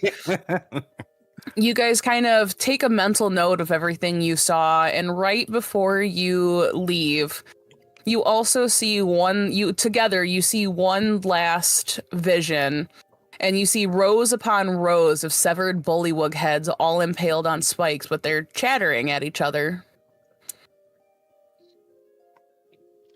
And then you guys begin to head to the bullywug village. Can we understand And as you... them? Yes. Yep, they will all be speaking in common. The chattering heads? The chattering heads, you don't understand what they're saying. You can't hear anything, it's just a vision. Gotcha. So if you look on the map, you will be in D1, which I can't seem to, it won't let me do the, why won't it let me do the thing? I'm trying to scroll down, but it won't let me. So we're in the water, or? Let's see here. I'm trying to see. I got to pull it up on my computer because I'm having a hard time seeing it on there. Nope, that's the wrong map because apparently I know what I'm doing. Downfall. You guys are kind of on the edge of the water. So the little bushes maybe before, yeah. Which edge? The north or south? I would say south. Okay. So yeah, it's kind of closer to where the fog is. And as you walk right through the fog, you see a abandoned raft ready to be used if you would like. How big is this raft? It's pretty large. It could hold your whole party. Is it Well, that's rickety? convenient. It's always rickety in the Feywild. Oh, That's a little less convenient. I'm going to go ahead in here. Does it have a paddle? It does have a paddle. I'm going to cast Manual labor. Mage Armor on here because I had already cast it, but it's not in the effect's not in Foundry, so I'm just going to add it. Okay. I think maybe. Okay, so I'm guessing everyone's going into the boat. You guys are getting in that? Depends on who's rowing. I can row it. I'll get us there, rickety sprit. Oh, delightful. In that case, Did you just Raz, say go credit. rickety? Rickety sprit. Oh no. Am I supposed to be in a different place than the others? Nope, you're with them. Ah, okay. I don't know why I was over here. Oh. I went exploring. You guys head on to this raft, and it kind of wiggles back and forth as you all board on it, but it feels solid enough to take you down this little winding river. And I as just you do, made my save, so I had to cover my eyes to get onto the raft, and every time it moves, I squeak. Oh god. oh god. As you go down this winding river, thick fog hangs heavy in the air, obscuring the area around you so that the world appears to have shrunk to only 20 feet in all directions. Before you, the waterway widens and the current slows, giving the impression that you have entered a lake.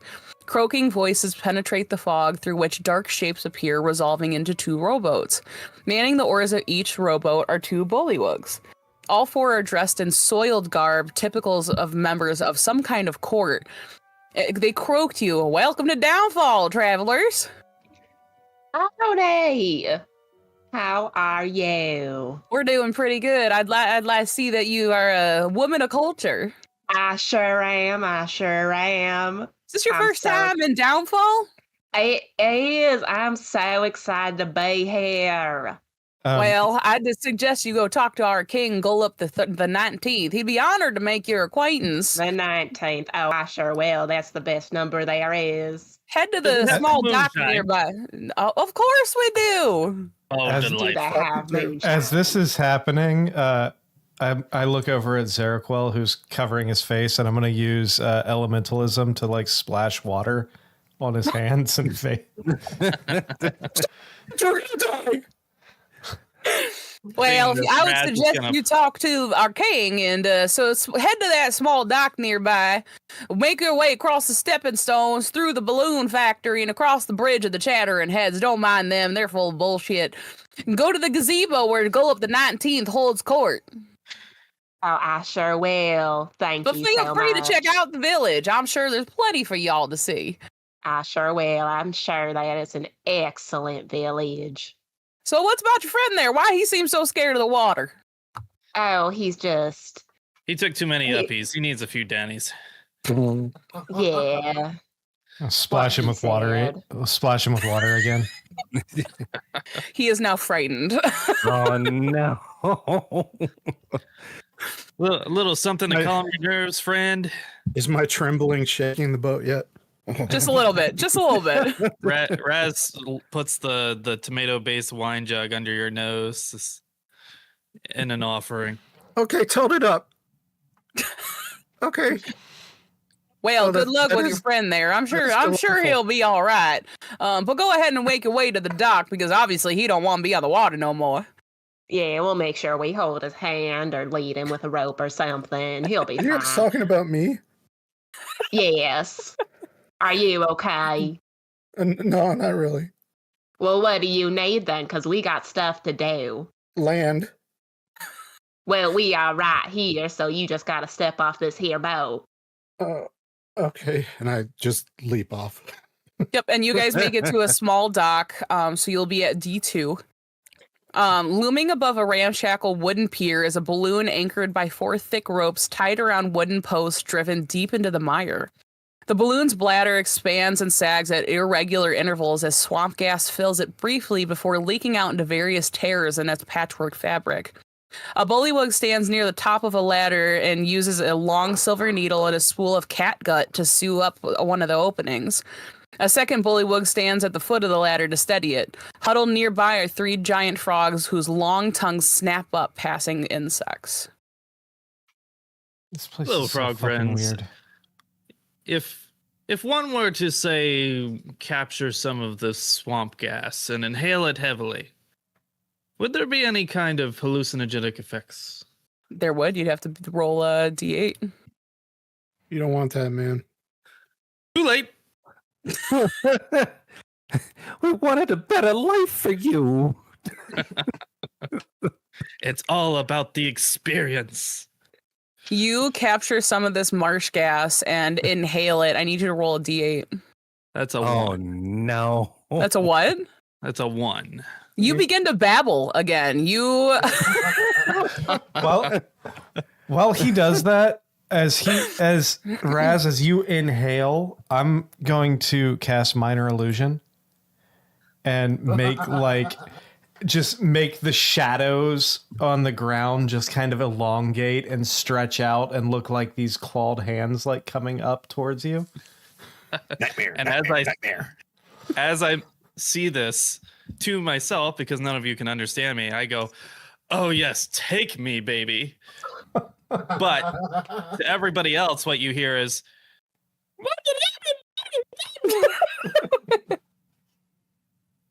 because it has like a helium effect on top of everything else. with this marsh gas that you've captured, you could probably inhale it 4 more times. I mean, it's basically a mask at this point. I'm going all in. All right, I need 4 more D8 rolls. He's huffing to the max. He's a max huffer. That's a 2.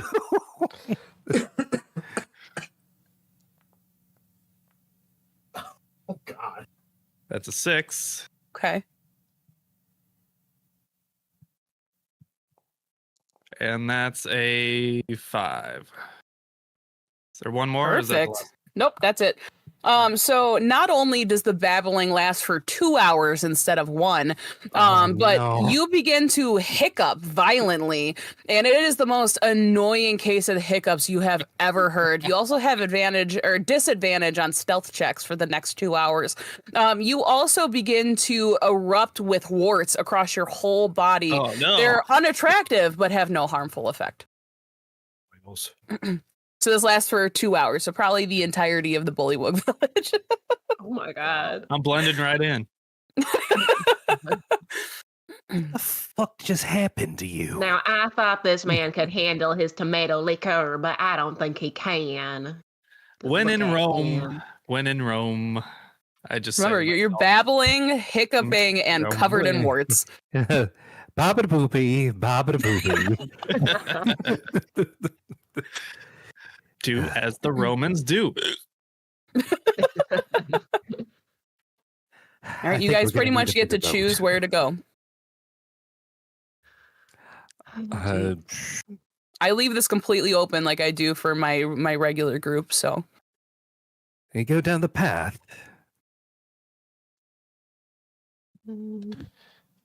Remember, you could get on your raft and go wherever as well, Yeah. but obviously Hell, I can. Zeriquel.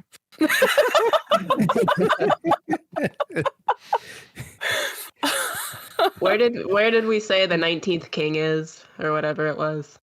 Okay, so they told you to go to the small dock, which is D2, make your way Okay. across the stepping stones, which is 3, through the balloon factory 4, across the bridge of Chattering Heads 5, and to the gazebo, which is 6. Well, I want to make my way through that. Yeah. Let's Okay. go to the balloon factory. Let's go to the great. balloons. All right, you guys go. So a row of boulders spaced 2 feet apart breach the surface of the lake to form a walking path across a 40-foot wide waterway. You step on those stones. Okay. As you guys begin to walk across, as you step on the middle stepstone, the ground begins to rumble below you as a Galeb begins to rise as you stumble backwards onto the stones before you. And he kind of grumbles and goes, "Who's stepping on my back? The ingratitude." And immediately jump off. Okay. Tiny just Oh, gonna boy. go, "Hi, my name is Tiny. I'm friend." Are you, though? You're stepping on me without a thank you or even Well. asking me. Well, hello, Mister Talking. Mr. Rockman. We no harm. We were exploring this here village, but like, Not even a sorry or a thank you. I am so sorry. I Tiny sorry. apologize on behalf of me and my team. We mean Raz is no offering harm. an inhalation from his balloon bag.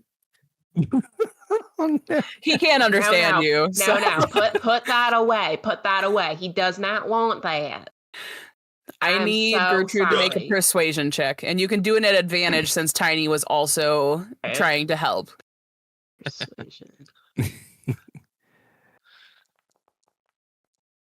Oh, not great.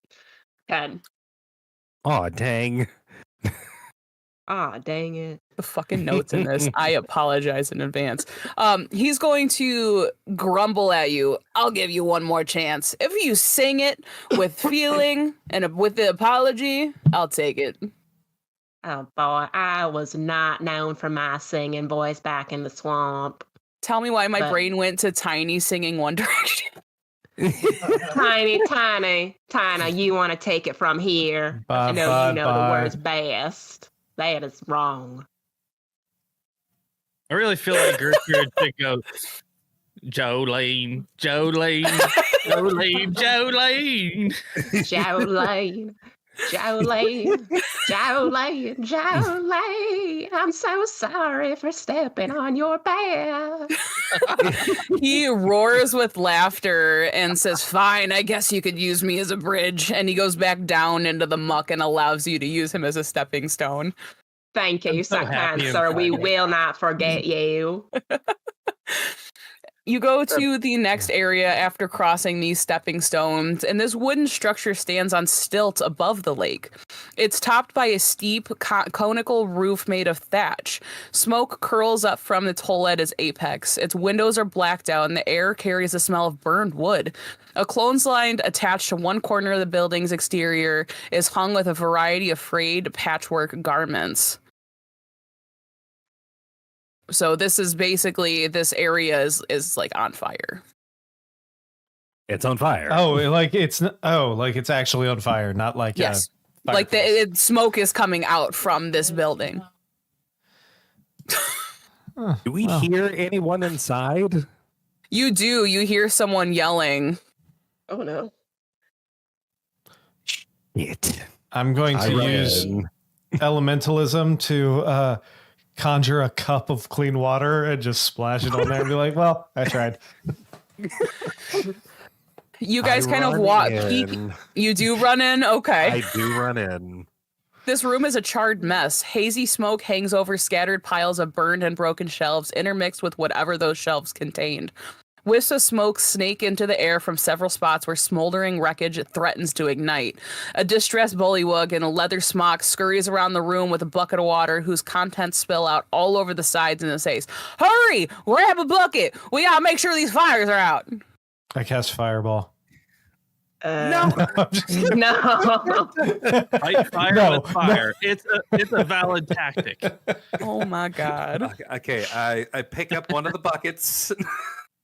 I'll use shape water to try and bring water into here. Okay, and you were able to do that from the muck below. It's not clean water, but it's water. Mhm. I'll huff. Start- Don't Will you puff. puff? Are you huffing? I need another D8. I swear to God, if you blow this house down.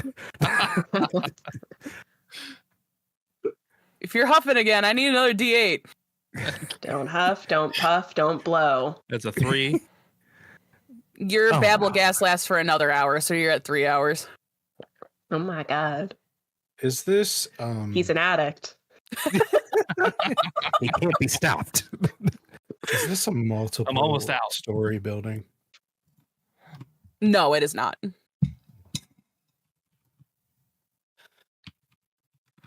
You guys begin to put out the fire. Gertrude shapes water and throws it on these coals that almost look like they're animated objects as they're running away. But there's so much water between Atori and Gertrude that you guys are able to extinguish these. Oh, thank you very much. I can't help you say thank you enough. My name is Duke Ikrind, and well, I guess this is the least I could do. And he gives you a brass brooch shaped like a fly with flings. This numbness is going to drive me nuts. Wings that flutter. I can't say that 5 times fast. If you wear this brooch when you present yourselves to Gulp the 19th, it'll help you win his trust. Oh my. What'd you say your name was again? Duke Ikrin. Duke Ikran. Okay, that is not what I heard, but sure, we'll go with that. I We just will can't give believe your name to Wigglewog him. would do this to us. I'm sorry. What's a wiggle wog? Oh, I guess you don't know a Wigglewog, huh? You didn't see a balloon with a fairy dragon in it? Manamina.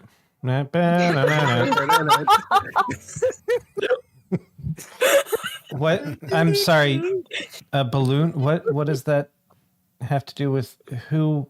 Did the fairy dragon Well- set you on fire? I'm confused. Well, Wigglewog stole Sir Talavar, who was the captor from Bavlorna, and well, I can't say a whole lot more, but I'm sorry. The fifth let's of just say- Bavlorda? Bavlorda 5? No? Oh my god. We're falling apart. Does Tiny have good news for you? Tiny freed dragon. oh, don't so think you're they supposed made to- it out of here. Bavlorna ain't gonna be happy about that, but what do I know? I just work on things here. You better go talk to the king, but there's some things, sir, that I think you should keep to yourself. Wait, did Tiny you will say you were a fight dude? Bavlorna. What did you say? I said Tiny will fight Bavlorna. I wouldn't do that, sir. Trust me, she ain't nothing to be reckoned with. Tiny will try. No, we don't need any trying here. We just do. You bet. Tiny, you're gonna try, aren't you? Well, best of luck, and before I change my mind with that brooch, you might want to skedaddle. Did he say he was a duke? His name is Yes. Duke Ickrind, Ickrind. Oh, is duke his name or his title? You guys don't know? No clue. This village is awfully small to have middle management. I mean, there's a king. I'm just gonna swoosh on out of this building. You guys head to the bridge that's next. This flat wood planked bridge, which spans an arm of the lake, is lined with one side by rows of bullywug heads on wooden spikes. At the center of the bridge, a small figure sits with its feet dangling over one side. The figure appears to be talking to itself in bemoaned tones, but then the severed bullywug heads nearby erupt in a cacophony of voices. That's hard to say with a numb face. Some indignant, others sympathetic, a few and more in the distant row. What? I couldn't heard what they said. What are you on about? I just say that to these talking heads. No, you gotta greet them first. Where's your manners? Oh, Yeah, right. you tell them, lady. We're all different kings from before. Show some respect. You better bow to them. I very. I'm not bowing to them. Grung or Bow far to superior? them. God damn. I take a knee. What? No. You know, little lady, you'd make a better king than Gulliv the 19th. We all agree that he's a weak ruler. She We've heard blushes. rumors of a coup in the works. A coup. A coup, huh? Jesus Christ. What kind of? Tell me more about this coup. I'm not a whole lot. It's just the rumors that have been going on. But we're all of our heads, we belong to former monarchs who were disposed and killed by usurpers. We were betrayed by others whose rotten heads also sit in spikes. Well, that's mighty disrespectful for them to just display our heads around the space then. Tell me about it. Also, talking about disrespectful and distrustful. Don't be trusting Bavlorna. She's a shut-in who loathes her sisters, especially Scabatha Nightshade. Scabatha and Bavlorna, huh? You got it. I'll take your word. I don't know if you heard about the balloon that just got burnt down, but Sir Talavar, which was Bavlorna's escaped prisoner, had help from one of the bullywugs at the Soggy Court. One of his accomplices languishes in prison awaiting trial. What Not exactly the did soggy this? court. What exactly did this dragon do to end up imprisoned? I'm not sure. All I know is Bavlorna wanted him captured. Probably political then. Hey, Scarecrow, you looking real stupid down there with a gourd on your head. And then another one, oh, stop picking on him. He's fine. I mean, gourds on your head do kind of make you look stupid. And then this figure chatting with the severed heads kind of closes over where his ears would be. Stop picking on me. Boom, mow, mow. Oh. Now he's doing surfing bird.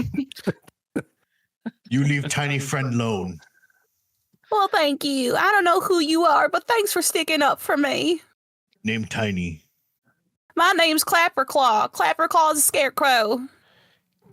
Clapper. I wish Name Raz could Claw. understand you right now. What is with these names, man? My head was stolen. They keep making fun of me. I had the most glorious stag skull, and Adkin Longscarf stole my head. Well, I killed Now. him, so you should be all right. That's great, but I just wish that I Did you had s- my head back. Did you see it? Listen, Tiny, did you see a head in that?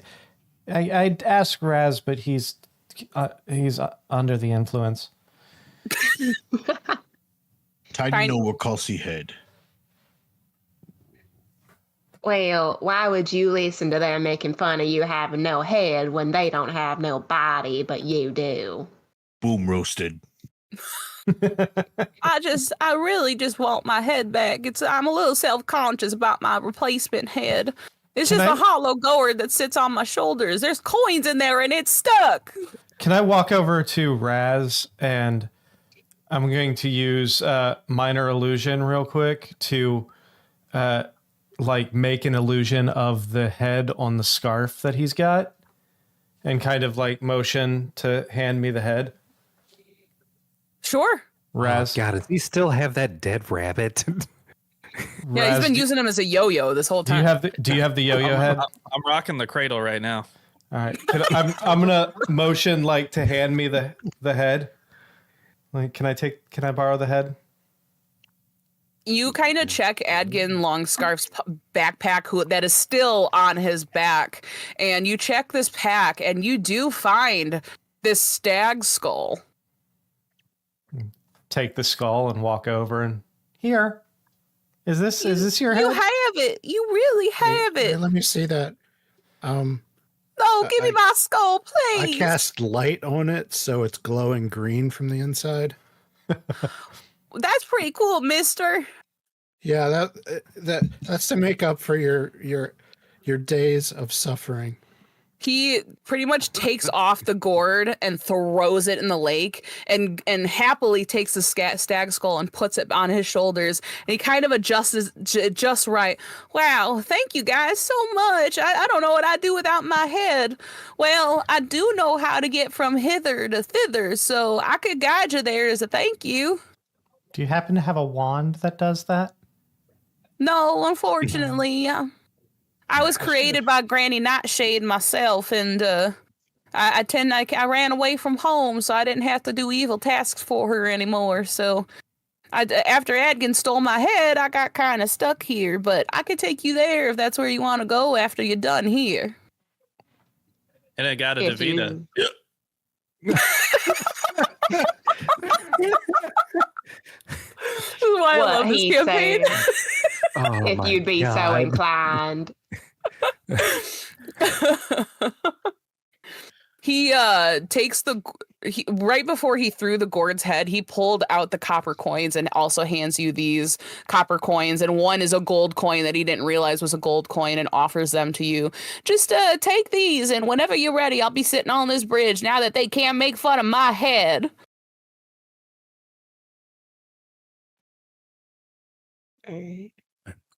I'm too scared of Bavlorna to enter the cottage, but when you're ready for me, I'll take you to thither.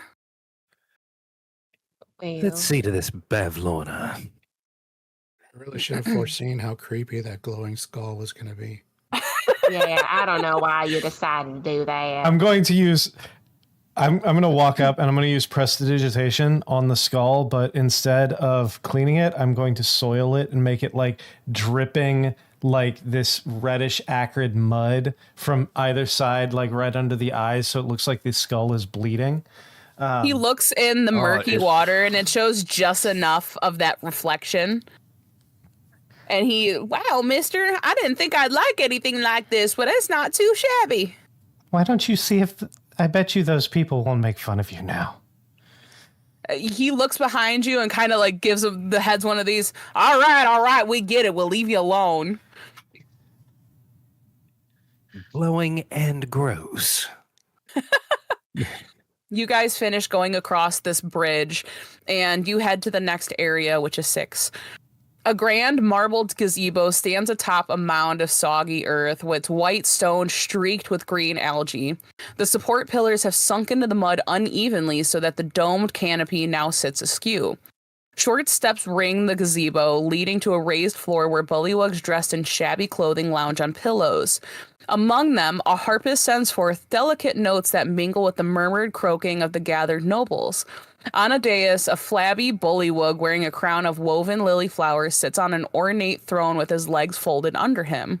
He has a large leather-bound book open across his lap and is mouthing the words he reads on the pages.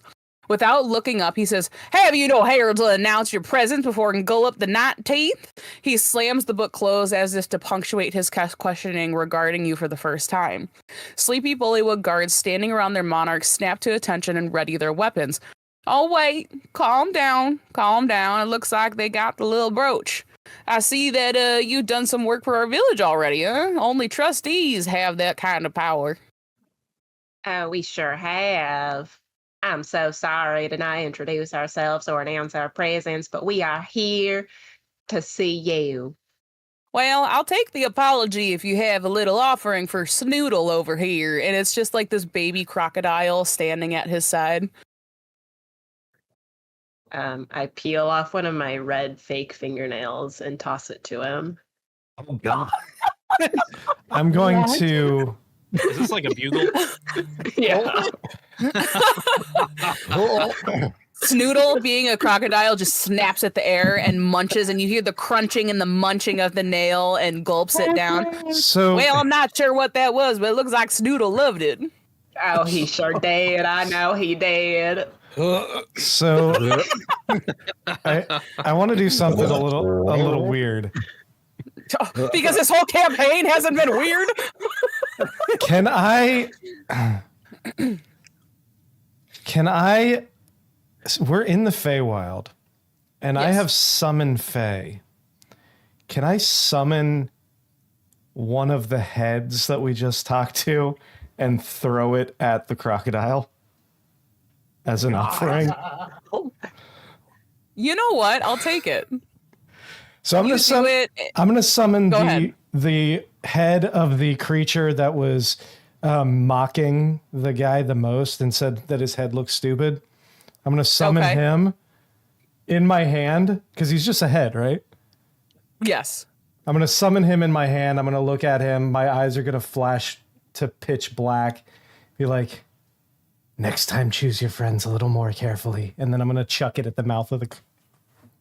Snoodle clamps down really hard, and to your own surprise, the real head actually is being chomped down. You hear the bones crunching and the rotting flesh squishing in Snoodle's mouth. And King Gullop the 19th, wow, it looks like you got some guts, Sonny. That's King Gullop the 18th. You best bet I took good care of him, and now I don't got to hear his murmuring anymore. Just trying to do my best, or do my part to make sure this kingdom is nice and friendly. Well, y'all have earned my respect. I'd like you to join my Soggy Court. I mean, members of the Soggy Court are only allowed to speak with Bavlorna anyway. What say you join my group? Wop bobble boo bop, wop bam boom. I offer a huff of swamp gas. He said we'd be honored. He said that stuff doesn't do nothing for me. I breathe that in every day. My God, he just said Build up a tutti frutti. tolerance. So what say you? You want to join my Soggy Court? It'd be My our little part of pleasure. the swamp be a little less soggy. Well, to be proper bullywugs, I guess I gotta give y'all names. What's y'all names? Bop. Well, Bob, you're gonna be Splop. Oh my gosh. I already see where this is going. I My have So you name guys- is Gertrude Sunstump. Gertrude, I'm gonna give you the name Grumple. Grumple, I love it. I already have many names, but most call me Thalen. Well, Thalen, you're now Bloff. Me tiny. Tiny, I think you'd fit the name Ufgunk. Of gunk. Tori Chevelle at your service. Artori, I think you fit Boltus real well. Boltus. Yeah, Boltus it is. Do you want my real name, or are we supposed to come up with? Nope, you gotta give me your real name, and I'll give you Bullywug name. Okay. Oh fuck, we're in the Feywild. Uh, I just realized. Zaraquil? Zaraquil, I think you fit Mundle Mud real good. I don't. Oh, Okay. At least You it's know, not and just to be Gabba. safe, I should give y'all honorifics while we're at it. Gertrude, I think you should be the Croaking Sage. You give some real good advice. Thank you. Tiny. I try. Tiny, I think you should be the Count of Bog Bottom. Artori, I think the Earl of Stinkwater fits you real well. Oh no. Zaraquil, you'll be the Duke of Three Rocks, seeing as you don't seem to do too well with water. Everybody's middle management, huh? And I think I gave you Splop because you don't speak real words. I'll give you the Knight of the Pickled Fly. And Thalen, I'm gonna give you the Green Baron. What was Tiny's again? Oh shit, I don't fucking remember. I just started reading them off. I think I Oh, gave God. you. Was it the Count of Bog Bottom? Yeah. Yeah. I just started naming them off, guys. Thalen looks down at his gray and black cloaks and he's like, green? Okay. So I would Earl of suggest go to Stinkwater? the palace and area down yonder and go be fitted with the proper attire. You'll have plenty of options to be a part of my court. And once you're properly garbed, come on back and I'll give you some proper things for you. Thank you I kindly. already forgot my name in honorific. Oh God, I don't remember either. It's green something in the honorific. I don't remember. Yeah, you were the Green Baron, The Green Baron. and I don't remember what your name was, so I'll just give you one that I haven't given out. I know it was Ribble. Ribble, the Green I haven't Baron. given Ribble out. Yep. Like Muddlefuck, Duke of the Three Rocks. Oh god.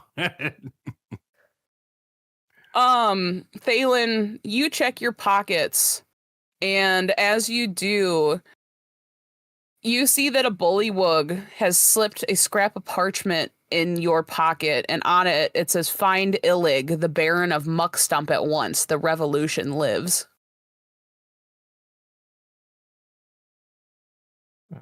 Okay.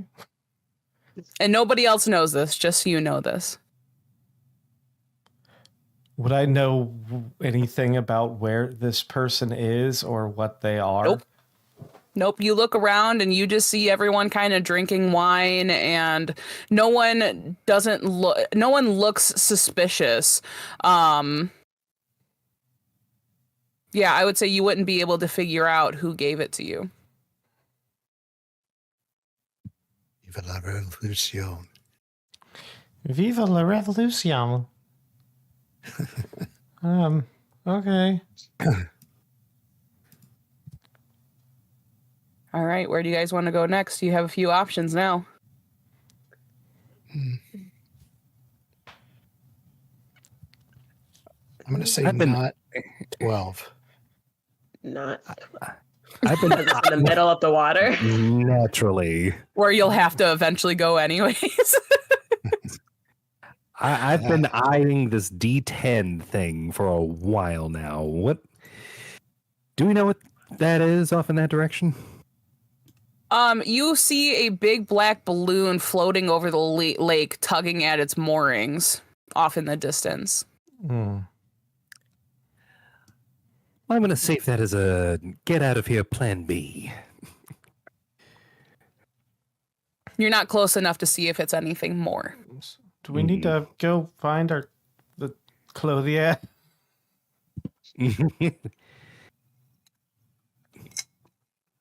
Where were we supposed to go to get clothes? That would be 11. That is the sinking palace. All right. I guess That sounds like it sucks. let's go over there and pick up our clothes. All right. You guys enter, and there's this ramshackle hall, and it's built around a big tree. Two of the tree's limbs reach out through the walls like enormous welcoming arms. The interior of the hall is roomy, with an open floor plan that allows occupants of the upper story to look out over the lower one. Bullywug courtiers crowd into the space, filling it with their guttural croaks. Their clothing is faded and stained with mud. Oh, hello there. What can I do to help y'all? Yakety yak. Splat talk. God damn it. What he said. The guy over there sent us here to get clothes. Oh, I see that you're wearing a brooch. I see. You've been sent by the king. Well, follow me on in here. And she leads you to a back room, and it's very lavish, despite a little bit of being worn down and the algae and the humidity that comes with a place like this. And almost everywhere you can see garments of any kind, any size. Explain to me what your perfect court attire would be. It could be dresses, suits, etc. Well, you know what they say. Came into the room, didn't say a word, but my suit bespoke. God damn it.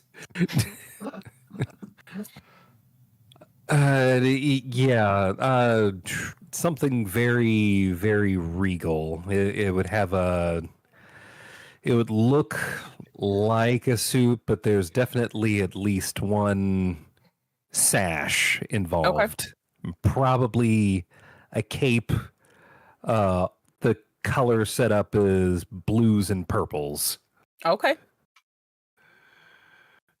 I would say for Tiny's, it's more because he came from the mountains. He's a mountain giant. It's very like greens, grays, a little bit of blue splashed in there. It is, I would say, definitely like sash on there as well. Very kind of like loose fitting, essentially. So he has extra movement room. Okay.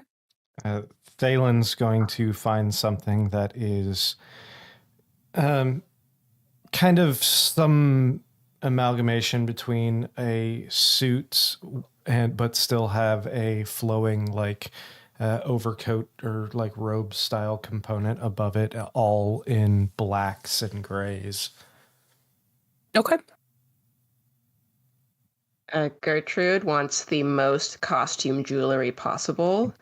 It's like the gaudy pearls and jewels. Yes, the biggest pearls that her earlobes are like hanging down. And then she wants a tiara and a ball gown. On the tiara, you can see instead of big jewels, they're like little flies that are ornate in gold. And occasionally you can see the wings kind of flutter and you hear the wings kind of flutter with it. And on the very center is a roach. Not a brooch, but a roach that also kind of has its wings displayed right on your forehead, like a loose chain. Oh, this is perfect. You even find a replacement red nail to put back up. My God, knew I was coming. The roach, help me! I'll help you by putting you right on top of my head. All right, Raz, out of character. Or Zeraquil, whoever's ready. I don't know. My robes are pretty fancy already. They look the same, but the collar's turned up. So the goal is to be as fancy as I would imagine myself to be. Is that where we're going? Yeah, so think of like old-timey Renaissance kind of court attire. Raz would definitely see himself as somewhere between like the dungeon gimp and the jester. Oh my god. So however you want to put that together, feel free. Any of the viewers want to take over as DM? Because I'm throwing in my binder. Lude Emery No. at gmail.com. Thank you. Oh, yeah, I've got a little fascinator. Like here. Oh wait. I'll say Raz basically he imagines himself with like the classic multicolored court jester outfit, but where it comes down to like the puffy leggings, there's nothing in between. Oh god.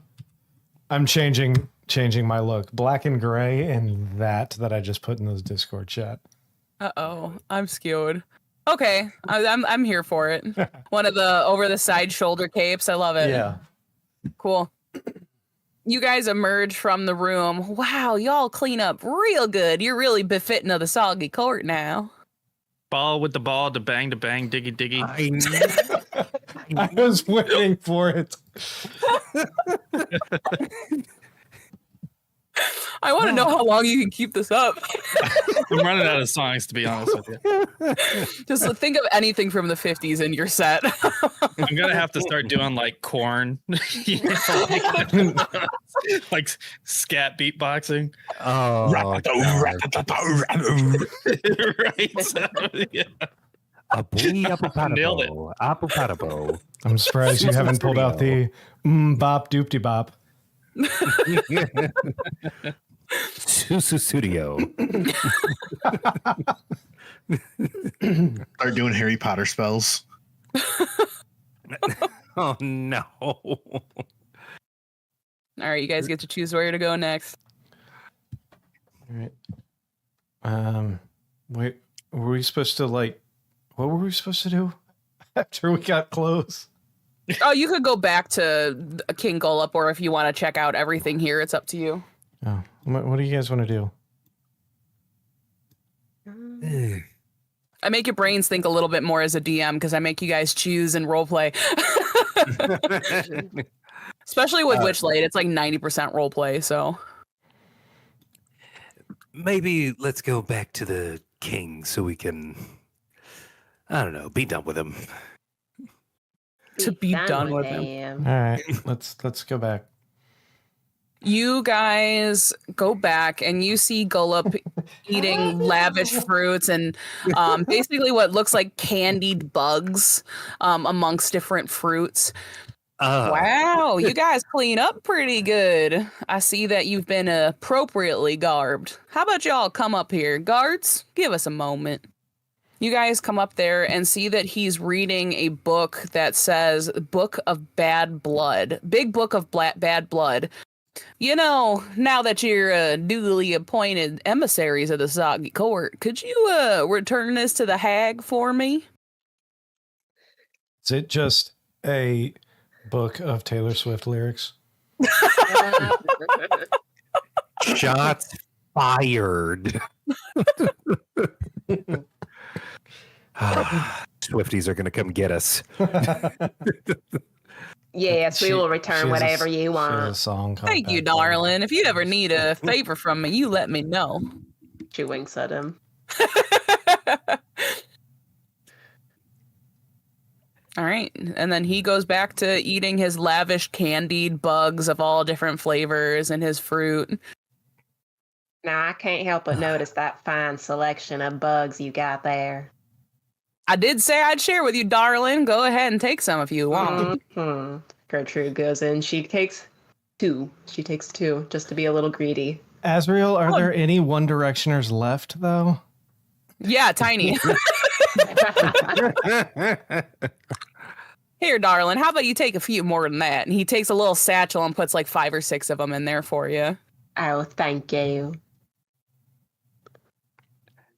Artori walks away from the loading up of candied bugs. No, you gotta get in on this. Where are you going? Come on, they're delicacies. I know Come you'd love them if you just on. try them, right? Wouldn't they? Absolutely not. First There it will was never chocolate- be another chance. First Do it you was really chocolate wanna covered bite my grasshoppers. breath? Now it's here. Candy Tiny bugs. tried candy bugs.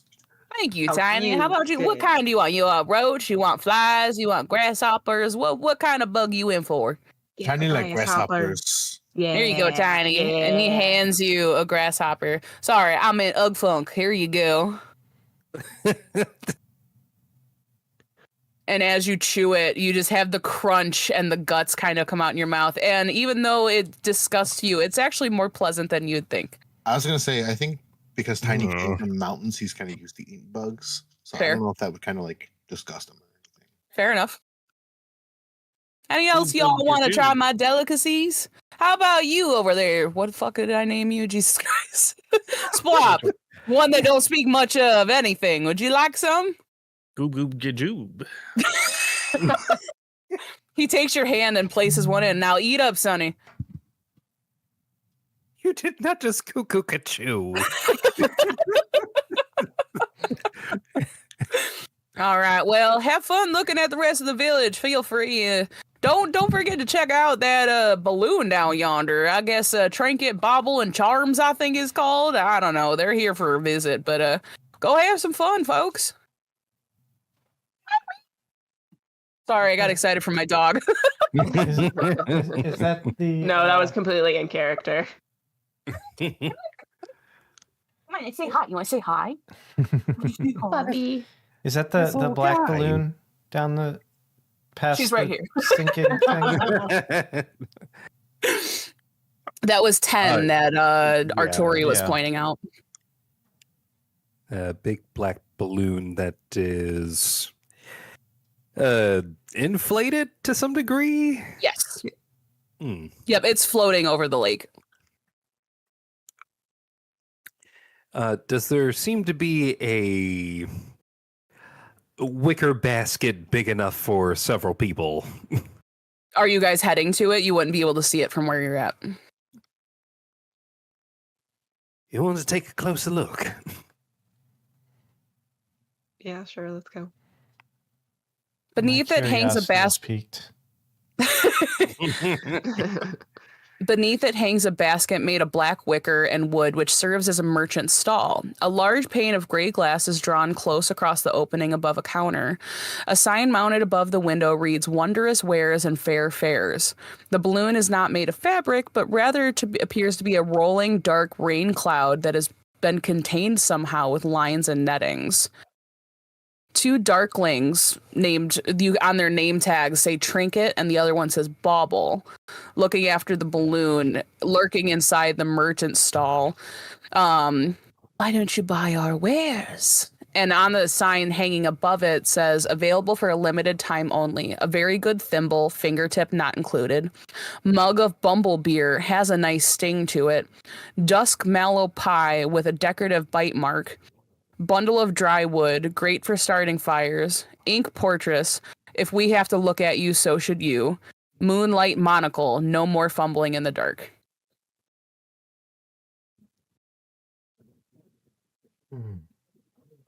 You also see a unicorn horn sitting there. Ooh, We got to tiny take a look at the unicorn. unicorn.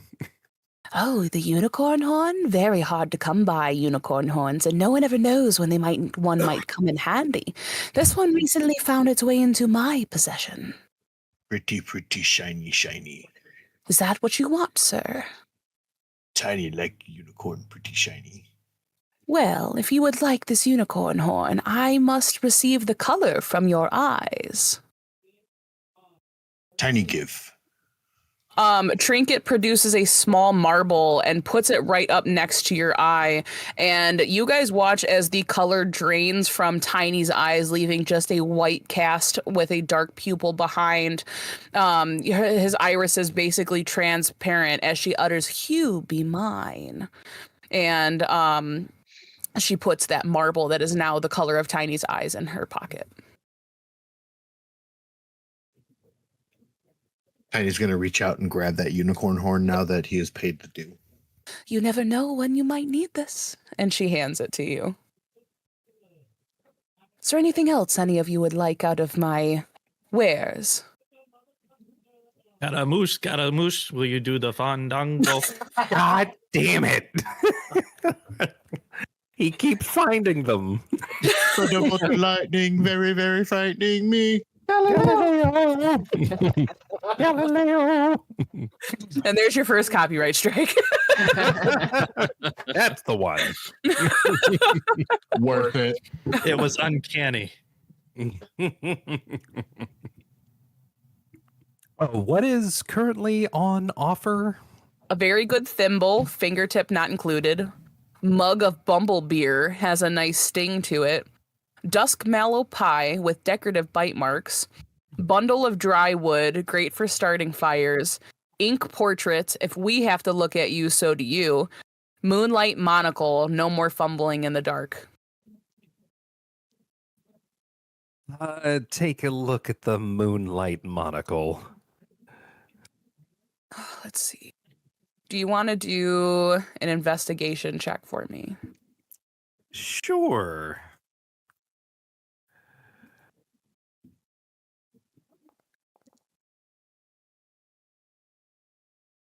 How's a 6? You can tell that it's a really nice monocle. Oi. What's this do? Well, it's a monocle, of course. You look into it. Do you have dark vision already or no? No. That you realize that out in the way distance where it's darker, you can actually see a little clearer despite the fog. Well, I'll be. Bauble comes up to you and says, "Is that what you'd like to buy?" Depends. Well, while Trinket likes the color of eyes, I demand the rhythm in your step. Oh, absolutely not. You can keep this. Well, I'm sure if you wanted to give the color of your eyes, Trinket could sell it to you instead. No, my mom gave me these. Thanks, I got them for my birthday. And yeah, I'm going to half politely decline the offer. Okay. And fine, someone else will buy these eventually. And puts it back on the wear table. It's only a And- table at midnight. Seeing that Tiny now has Family Guy eyeballs, I'm gonna just slowly step away from this wear shop. Okay. Like, Would any of you else would like to buy anything here?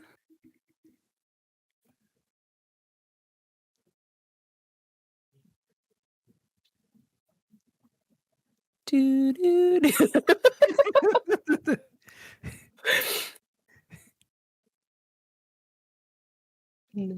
I'm good, thanks. All right. Where do you guys want to head next?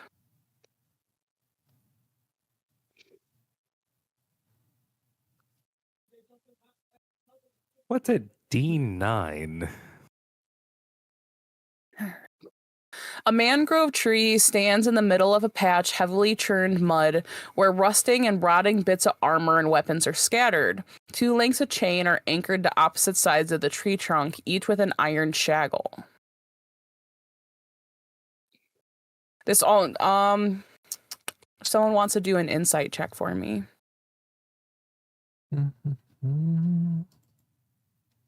Just one person. Not me. Not me. I got it. I got a plus Yeah. 0. I got a +4. I have a -2. Natural. Oh, 24. damn. Gertrude, Holy you are shit. able to deduce that justice in the Soggy Court is carried out by using trials of combat. Prisoners fight for their freedom here, as do those who want to challenge the monarch for a right to rule. Are there any corpses here? No.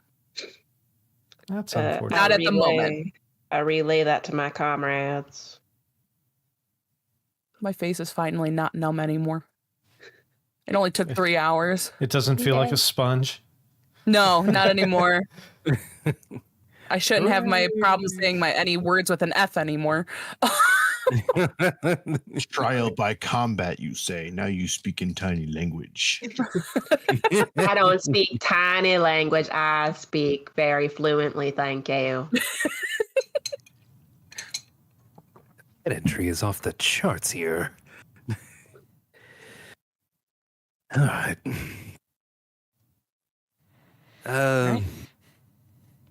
What's What going about on over 8? there? What's it? What's at 8? Since we're standing right here. Rising from the soggy earth is a sturdy wooden hut with an open doorway on one side of it. Peek. Is the door open? It's just barely ajar. I'm gonna peek That was a door, in. not a jar. Shut up, Cody! I'm gonna kind of push. Hello? At the back of the hut are 2 holding cells. Thick mangrove roots serve as bars with a small round door closing off each cell. The floor of one cell is covered with several inches of stinking water. The other cell holds a figure in rags slumped against the back wall. Is it a bullywog? Mm-hmm. Okay. Hello? Is anybody there? Has anybody gone in there with me, or is it just me?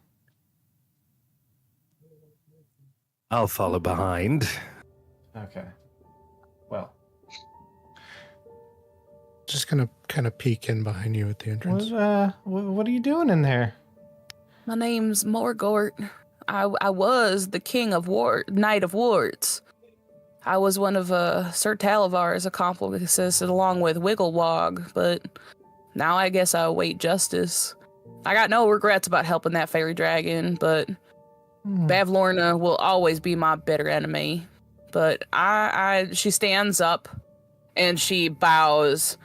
She's dressed in ragged and stained remnants of an orange surcoat that bears a sigil of a great helm fashioned to resemble a frog's head. So you're in there for helping to release that small dragon?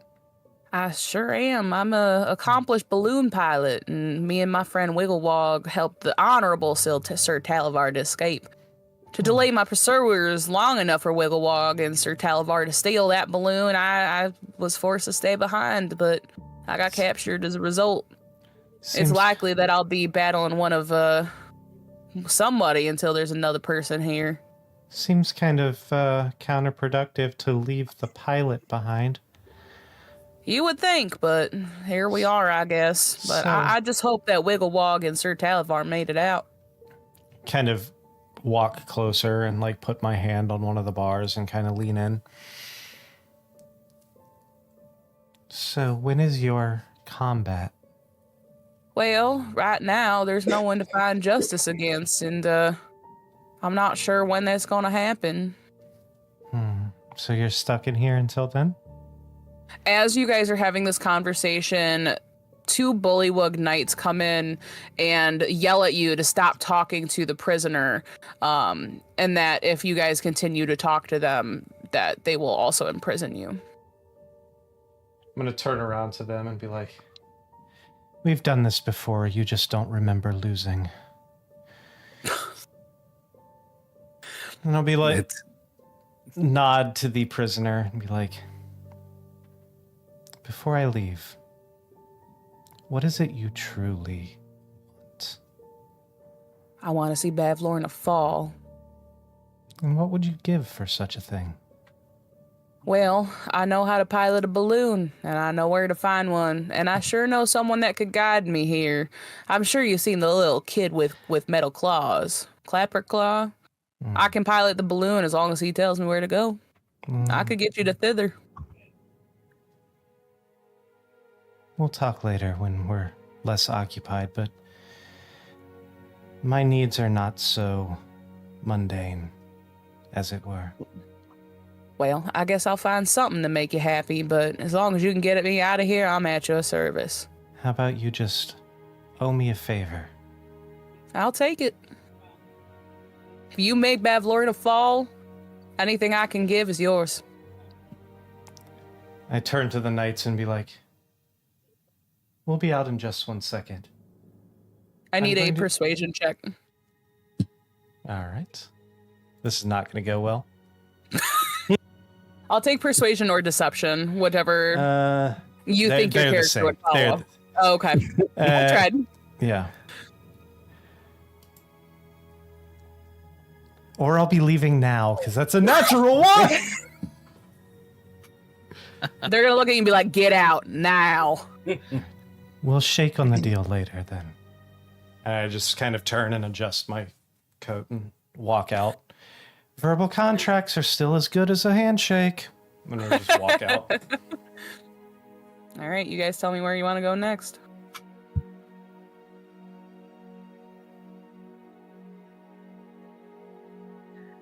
Bring the boat around and go down to. There are pretty A much sandwich. bullywugs constantly, rowing around and would be willing to take you anywhere. Okay. What was D12? What's that thing in the middle? That is Bavlorna's cottage. Do we want to go check out this cottage? I would hold on, let me see. I would suggest getting the rest out of the way. I mean, you guys can do whatever you want. I don't want to railroad you, but just based on layouts and maps, unless we wanted to take another break and put another map up. So that's up to you guys. Let's just. You want to just continue down the circle then and go to D12 or D13? Mm-hmm. Yeah, make the rounds.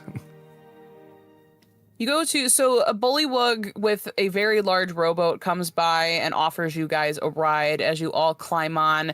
It kind of shakes back and forth as Tiny takes a big step on, and Zeraquel is immediately terrified yet again to be on the water. About an hour and a half has gone by. Raz is still babbling and covered in warts. The warts are starting to slowly subside and the hiccups are gone, but the babbling is still increasing with time. And you guys go across the lake. Several holes dot a trunk of a gnarled old tree that grows on the shores of a lake.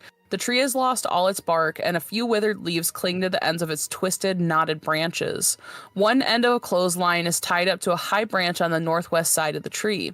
Several old garments hang from the clothesline, the other of which disappears into the fog hovering over the lake.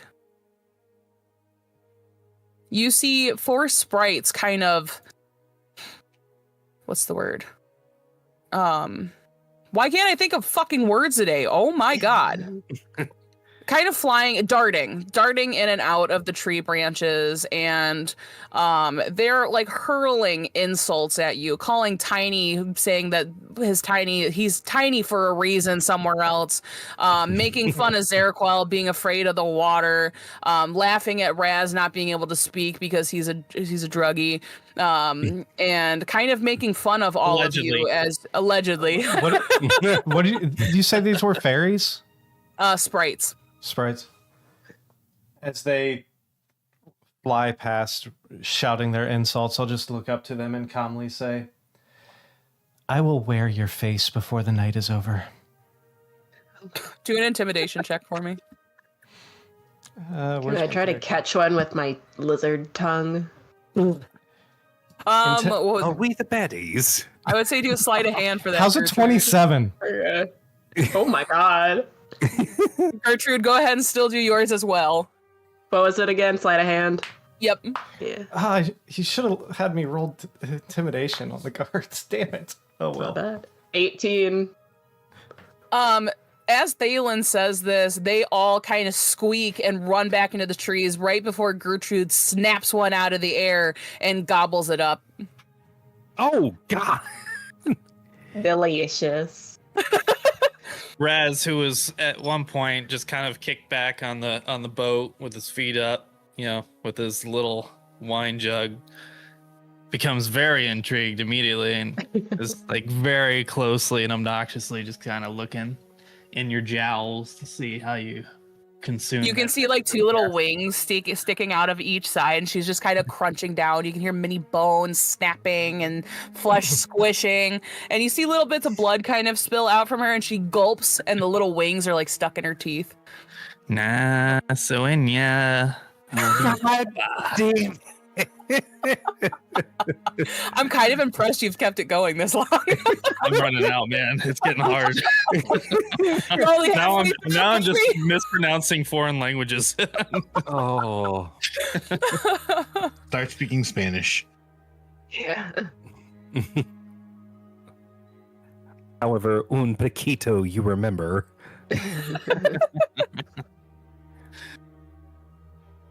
I'll have to get my Alright. guitar out. We'll do La Bamba.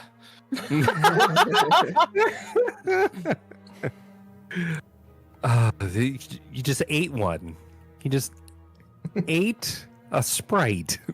And it was delicious. You should Hmm. try it. I'm not sure if that counts as cannibalism or not, but who am I to judge? I'm a lizard. You're a lizard? I didn't know that. I'm a lizard person. I'm a lizard folk. I think I've still got some of. I think I've still got some of that. Asriel said for Raz, bonjour, oui, oui, ha, ha, ha.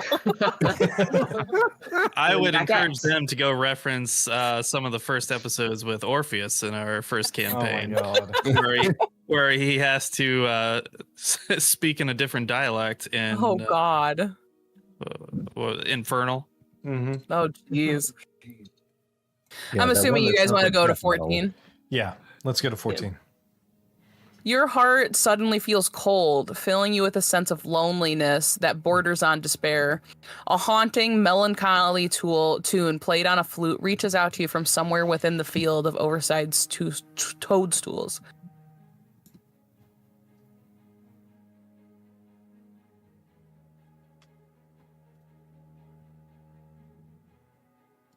I'm just going to kind of glance in. Do we see anything where this tone might be coming from? You look at the direction of the music to find its source, and you see a slender elf with pale blue skin and black hair sits curled in the shadow of a gray 6-foot-tall toadstool, playing a somber tune on a double flute. Does anyone else I want didn't to know this approach? Smash was still a thing. Anyone else want to approach this elf before I do? Yeah, I'm gonna step forward. Okay. Um, Hello, what is something I could do to help? the note you're Calliope? playing. What's this music you're playing? Unfortunately, it is very sad. Nothing good comes to me anymore. Gitchy, Nothing- gitchy, ya, ya, da, da. He keeps finding them. He can't keep getting away with this. Oh, you're sad, are you? Well, let's just say nothing good comes from Bevlorna. Oh, there's that name again. Everybody's pissed at this Bavlorna chick. Well, I came to her seeking magic and something that would make me forget my lost loves. And the deal was struck, and when it came time for me to pay, I refused to give her what she wanted. She wanted my still beating heart. And as punishment, Bevlorna took what she wanted by force. So instead of my heart, I now don a goat's heart so that I would not die. But it left me unable to feel or exhibit emotion. The name's Octavian, by the way. Octavian. Emotion's overrated. So, I'm going to imagine that you would probably want that heart back, if possible. Yes, I would, and I know what she did was wrong, but I cannot seem to get worked up about it. No emotion comes to me anymore. I suspect that she's keeping it as a trophy, but who knows what she's doing with it, because now I have no feeling. But I will say, if you were to give me my heart back, I could give you my pipes of haunting.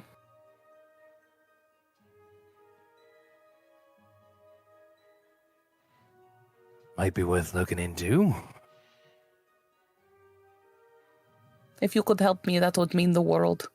Not that I know what that means in my heart anymore, but I'm sure that once my heart is back, I will be able to feel that. We can give you what you want. Well, I do not have much on me, but I can give you 50 gold coins. You didn't let me finish. We can give you what you want, but it might not be what you deserve. What do you mean, friend? Oh, just talking. Sometimes feelings are overrated. Sometimes yes, what I but just when you have said. lived... Sometimes yes, but when you have lived so long feeling nothing, not having feelings is just as rough. Fair. I miss the joy. I miss the joy. I miss the sad. Feeling nothing at all lives a life of monotony. Yeah, is Raz getting an impression of how depressing this conversation is? 100%. You don't know what they're saying, but you can definitely tell this guy is somewhere between numb and depressed. Raz is gonna go over and sit next to the elf and offer some tomato wine. What is this? Bop. And then when she says, "What is this?" he goes, "Bop bop bop bop." You know what? I'm not sure what you're saying, but I will take. And he pours himself a small glass out of a toadstool cap and begins to drink with you. You must drink with me, though, friend. Raz takes the whole jug and Oh, I guess he did not need toadstool cup, but enjoy. He does that. I see. He must be handful. just in the background, Raz is sitting on this stoop next to him, just kicking his legs playfully with his jester gimp suit on. He does not seem like handful, but I take it he is handful. Make it 2 hands. 2 hands, like tiny over here hands, or your hands. I'm gonna look at mine, and I'm gonna look at Tiny's. And I'm gonna look at mine again. Maybe his. Oh, so full satchel full. I got it. I understand. He's going to take some mushrooms out of his pocket and be like, "These are special mushrooms. Sounds like you might need."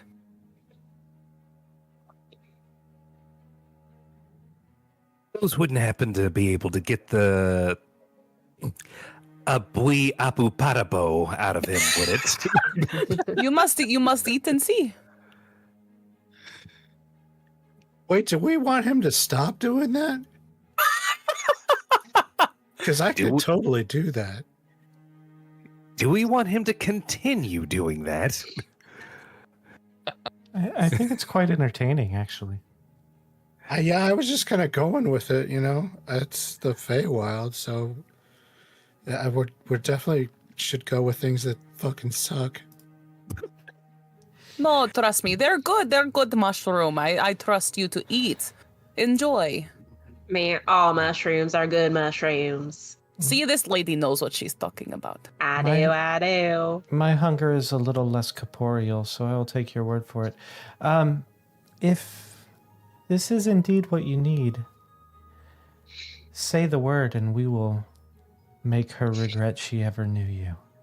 Bavlorna is not nice lady, so if you could do something about Bavlorna, the world would be at peace.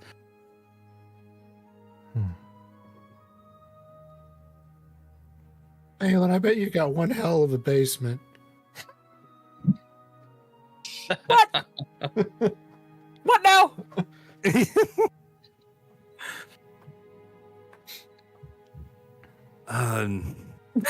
Asriel says Theoden sounds like a psycho.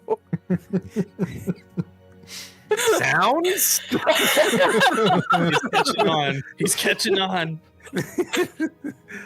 I'm gonna look at Raz and say, well, if he's been huffing fumes already, and I'm just going to offer him a mushroom. Ah, yes, mushroom. I'm so glad you ate. I eat it straight out of your hand. I don't even bother grabbing it. Yeah. Pack mule style. Ew. Brother. And your hand is just like saliva coating your fingers, dripping in between.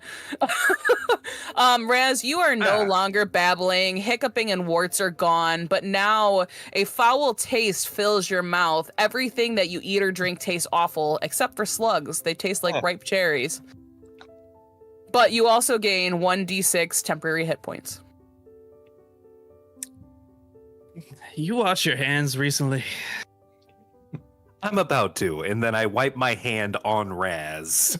You see along the stem of one of the large vegetation. mushrooms are a family of slugs climbing up the side.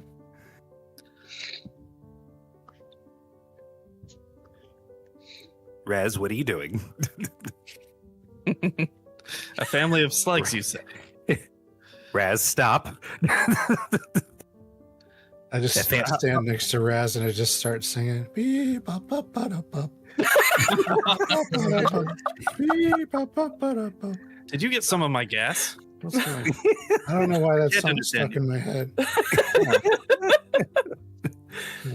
No, Raz, that slug family just got here. I try to take a swig of my tomato wine. It is the most foul thing you've ever tasted. You've never recalled alcohol tasting like this, and you almost want to scrape your tongue with how bad the taste is. Oh, I let it sour. Oh, I fermented it way too long. Ugh. I need to make a new batch, and I shake it to activate the magical effect. You go ahead and take another drink. It still tastes awful. You try some of your rations. It tastes even worse. But those slugs look like a really tasty snack. How big are these slugs? Like 2 inches long. I pick up average. one. I pick up one, and I'm like kind of like licking the back of a toad. I just And as you do that, it tastes like ripe cherries. It's like the best fruit you've ever had in your life. Scrumptious. Now this is an experience I live for. You pop it in your mouth, and as you crunch down, the guts kind of just spill out. It's almost like an Orbeez popping. You know what I'm talking about? Oh, God. An Orbeez. I think I just grossed out my husband. I said it before and I'll say it again. Ew. Brother, chunky Orbeez. Yeah. What's that? And as you swallow, it's like a thick milkshake going down your throat. How many? There's only 2 more. There's about 5 of them. Oh, I've got them palmed already. And as you pop each one in your mouth, you hear as you chomp on them. You can all hear the loud pop in his cheek. What a juicy, exploding delight. As you eat the last slug, take like 5 steps that way. I can't stand mouth noises. As you eat the last slug, it no longer tastes like cherries and begins to taste foul. It just tastes like the most grotesque, slimy bug, almost like mucus in your mouth. Ugh. I guess there is too much of a good thing. I still swallow it. And then you can take 1d6 temporary hit points.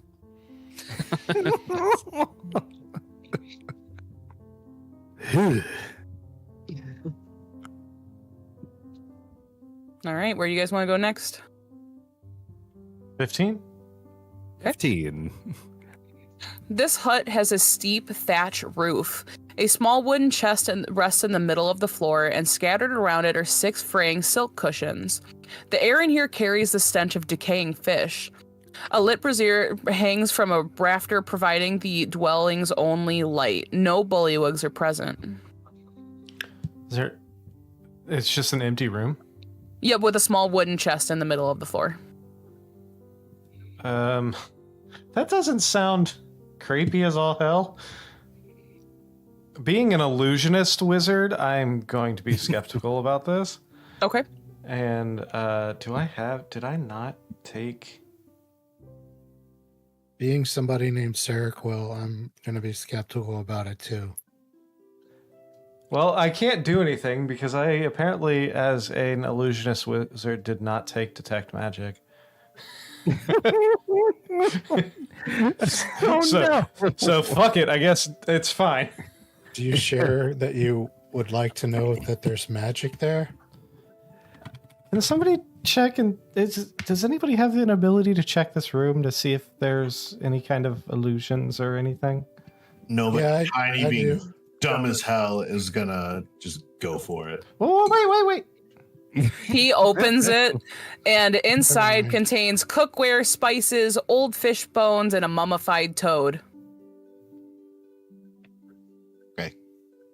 I'll You take it. find this mummified toad, and there's something about it that really draws you in.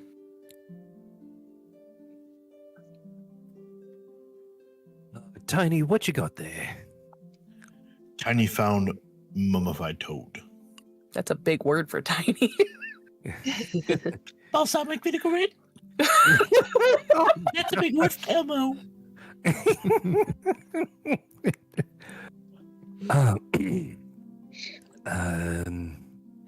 Does it look magical or what? Tiny don't know magic. Oh. Oh, well, you found it. You keep it.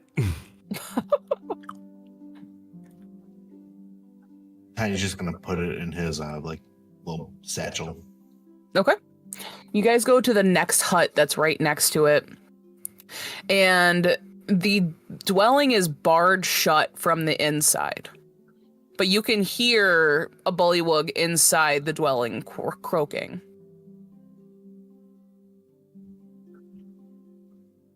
Housekeeping. Fish below. Are you guys knocking on the door? Sure. Push the note under the door. The what? If you're who I think you are, push that note under the door. Who would you like us to be? That's a secret. I can't say none of that. Can I quickly write the word note on like a leaf and then slide it under the door? Nah, well, it looks like y'all aren't who I'm waiting for. I'm gonna. I'm gonna take the note. Confused. The note that was slipped into my pocket about the Viva la Resistance or whatever it was. Mm-hmm. Oh, I still got that. I'm gonna take that and slide it under the door. After a few seconds, you hear some croaking back and forth, and then they open the door. Come on, quickly, get in here. Standing just inside the door is a jittery bullywug with a spear, and behind this guard is a wooden crate with a hunting gear piled atop it. Huddled in the back of the hut are 4 more bullywugs. Tension hangs heavy in the air as one of the huddled bullywugs signals to you to enter to join their conversation. Come on, I said get in here quickly. Walk in. My name is Illig. I'm the Baron of Monkstump. How can I help you? Who's got a title here? I was given a letter about a resistance. What is? So you're what are we joining us. Well, first, slow down a little bit. First, we need to know what we're resisting. Well, King Gullop the 19th, of course. He's a buffoon unworthy of the crown. And I want to declare myself the rightful king. What qualifications do you have? Well, he shows you a drawing on the mud floor depicting a crude image of Gullop the 19th with a dagger in his eye. And he tells you that he can do a better job leading than Gullop the 19th can. And you see here, it's real straightforward. I'm going to go up to King Gullop the 19th, and while the king sits on his throne, I'll pretend to trip into him and accidentally stick him in the eye with a dagger. So are y'all part of this coup we done heard of? You got it. So, It's hardly a good system of governance. I'm listening to your plan, and to be frank, it's terrible. And while I agree that your king is kind of a buffoon, I am not convinced that you are the one to rectify the situation. Well, what do you have to say? Now I don't know if I trust you anymore. Well, trust me or not, I still may be the answer to the question you have yet to ask. And you're just still asking what he thinks he can do better. Raz just kind of leans over to Zerek. Has he always been this cryptic about everything? Is everybody in this town a frog? I'm gonna. Well, I ate a snail a few moments ago. I'm going to. Christ. I'm going to take a step closer, and I'm going to use prestidigitation to cause the shadows around me to kind of coalesce slightly and just darken the image around me. Explain to me again why someone as inane as yourself is fit to lead. Well, brother, I'm in the Feywild. None of what you're doing scares me. That's so fine. to start off, I got a backbone. That king don't. He just follows Bavlorna and then goes behind his back. I can lead this place better, whether the hag's here or not. I don't hide behind nobody. That's why I'm willing to usurp this loser. Pretty sure he's got a backbone. He was sitting straight. Hey, friend, do you got a stiff drink or any kind of entertaining substances? I hear a lot of platitudes coming from you, but trade me in one truth. Well, what are you wanting to know? Fill my pinky, and you have my vote.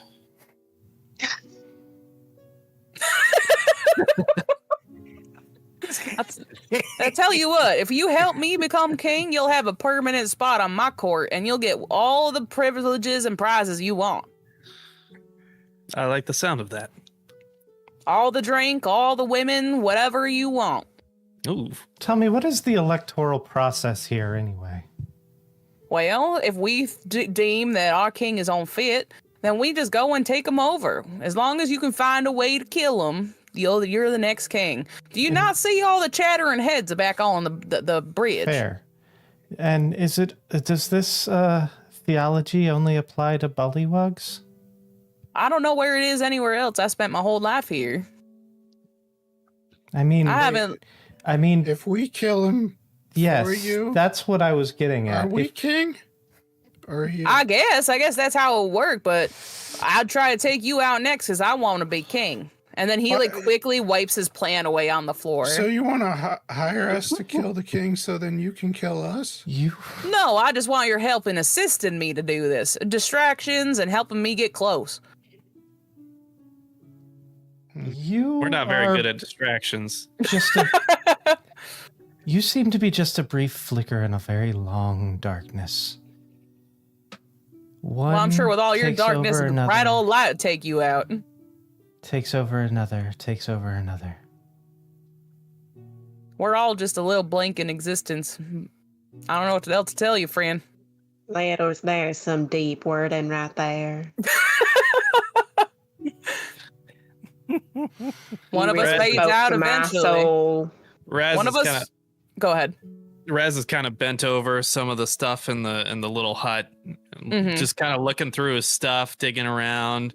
He's got his glory all hanging out the back of his jester outfit, and Are you standing right next to me? Oh my god!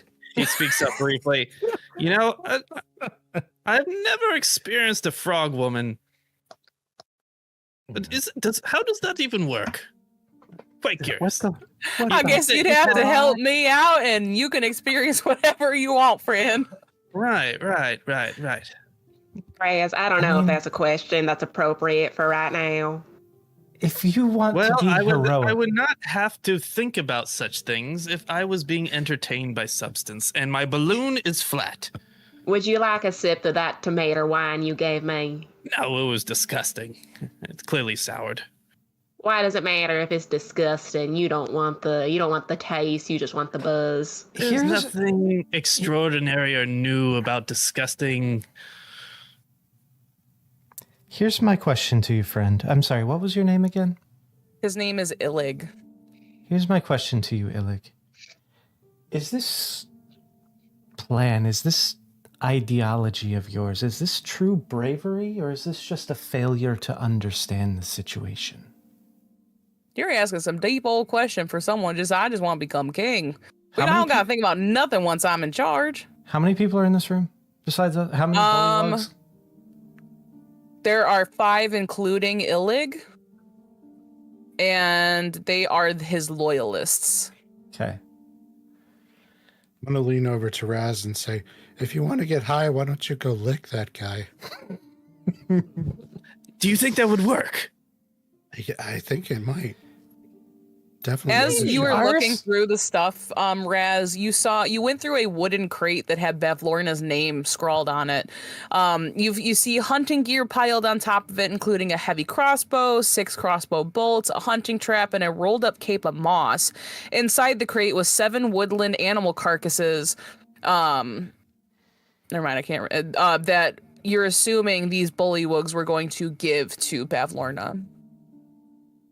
With all these dead animals, can you get high with these?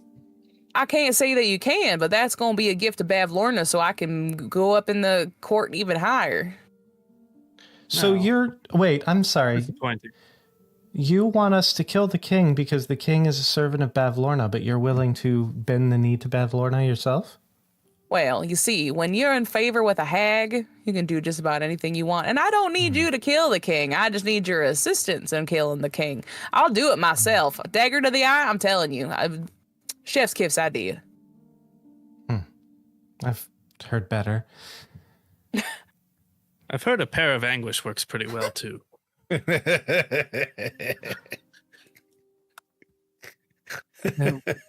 Well, are y'all gonna help me or not? Because if you're not, I'm gonna have to ask you to leave. Do you guys want to I'm become down. king? Do you guys want to become king? Quick, go lick him. I mean, I think this tiara speaks for itself. So, excuse me. I will pledge my loyalty to your cause in exchange for an experience with an amphibian woman and a lick of your broadside. Do you agree? Sounds like a hell of a deal. God. I have no women right now. I gotta be king first to get you a woman, but I've never said no to someone licking my backside. You're really going places, man. So let me get this straight. From what I'm hearing, it's not that you still haven't convinced me because you don't want victory. You want vindication for your needs.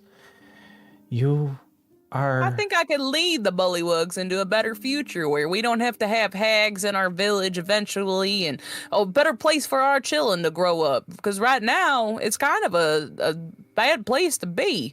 You know, make our waterways cleaner, you know, all that politics stuff.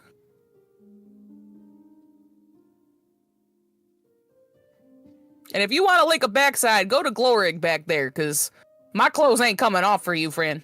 No, only a king will do. All right, get it over with. Oh my god.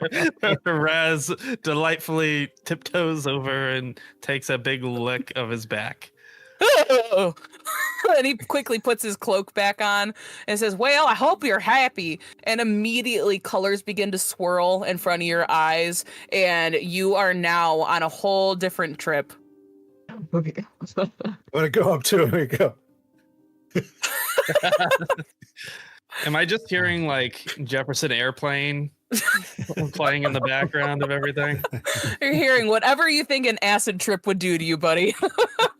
In the white room with black curtains. Asriel said Raz is freaky. Oh god, this is only episode 3. I know. You're telling me. Just so everybody knows, I'm a cleric. So everything I do is for a holy cause. Yeah, a holy cause. Multiple holy causes. The trickster goddess. A hole he caused. Oh, Jesus Christ. Okay. Also, I'm a cleric, so either one of us could undo his high at any point in time. Hey, At here. any point. He still has his gas huffing bag too, so I wouldn't want to do that to me. He's quickly becoming my man. Fist bump. my man. Raz tries to fist bump you, but his depth perception is so off, he just completely whiffs. I feel like Raz's holy robes is a bathrobe.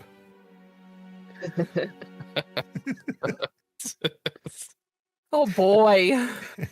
That wow. Never leave the house without slippers. Yeah. So are we joining the revolution, or aren't we? I've already pledged my loyalty. You pledged your tongue, more like it. Flat Knight of the Pickled Fly. That's just is marriage. here for your cause. Well, can I ask you this? Can you get me those candied bugs that the king had? Oh, honey, I can get you as many as you want. Then you got my vote. What about the rest of you? You on our side or are you not? She says that I remember the nail and oh.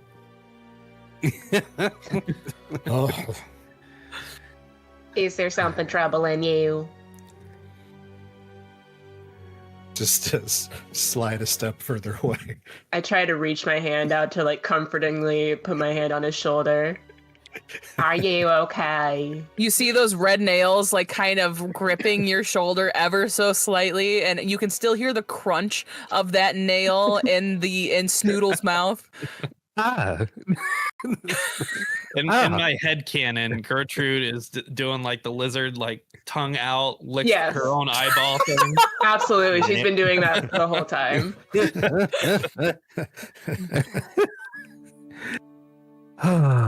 Tiny will join. Okay, as soon as Tiny says he'll join, our Tory joins. I see a kinship happening with you folk, huh? Tiny's usually a pretty good judge of character. Oh, he looks kind of burly. You know what? I trust you. Break on through to the other side. Break on through to the other side. Hell, there's two of you left. Are you joining me or are you not? Well, I don't like to really commit, but I'll tag along, see how it goes. You know what? As long as you're not against me, I trust you, friend. I mean, I just told my friend to lick you, so it's You know, it's not the worst thing that's ever happened to me, so it's I was fine. pretty clear where my loyalties are. You're a follower, not a leader, huh, son? I would like to point out that he did what I told him to, so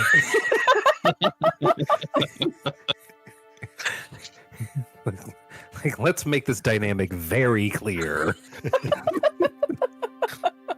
Secret She's top, still I got touching it. Is she still touching my shoulder? Yes, she is. I misty step to the other side of the room. Well, that was rude. You find yourself stuck between two of the loyalists, Grundlecrantz and Gullibeck. Oh, okay. Grundlecrantz. Listen, the names in this book are wild. The last one is Vulp. Don't worry, I'm not a licker. Before All right. I join in with the rest of these, when do you imagine this coup to take place? Well, I can give you a sending stone, and you can just give me the signal when y'all are ready. We'll just be in hiding till it's time.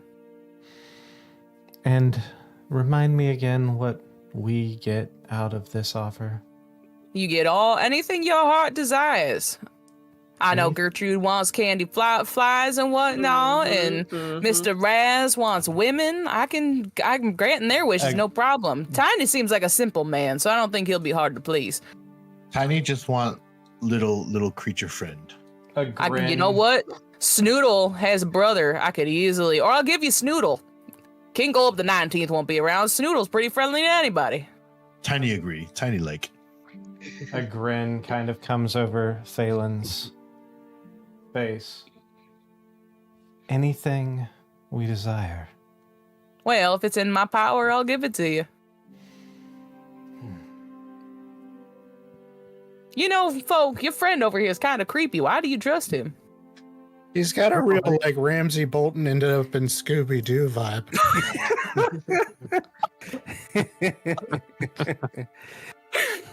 Points. Thalen reaches a hand out and is like, well, then I think we have a deal. Listen, I don't know where your hands have been, but I don't know if I'd shake a humanoid's hands. Prestidigitation. All right, I'll take it. And he smacks your hand with a really hearty handshake. I grip it as tight as my, hold on, what is it?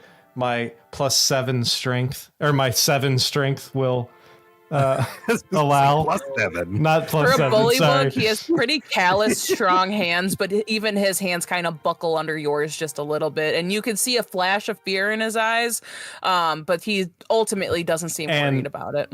Before I let go, I'm going to pull him in slight closer and whisper to him, so just him and I can hear. Your gods don't answer here, but I It's do. a good thing I don't believe any gods.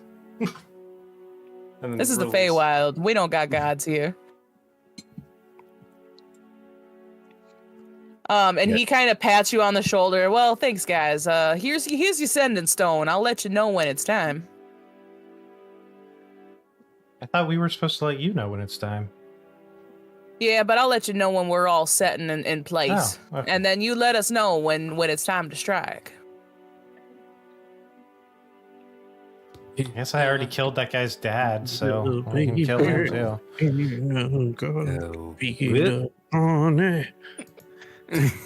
I thought we were done with the huffing gas. What is going on? He can't help himself. He can't. He got himself stuck. It gave him a permanent tick. You've unlocked something. It can't be undone. Achievement unlocked.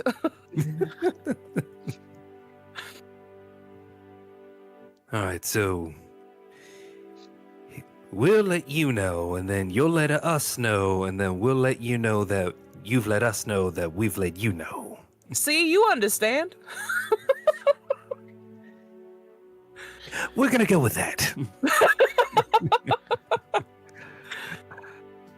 All right, well, let's get out of here before I get any more confused. As we walk out, I'm just going to turn to everybody else and be like, anybody else think that this guy's a fucking moron? Of course he is, but he has the drugs. Here's my thought. We help him assassinate the king, then we assassinate him, and then we have everything. Now, why do you want to be king of this here swamp? It's always good to start somewhere.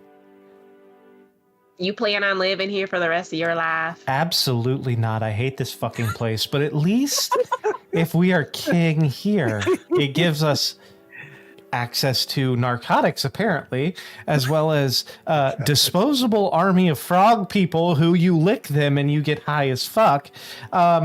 And you know, only D&D stream blacklisted by Mad.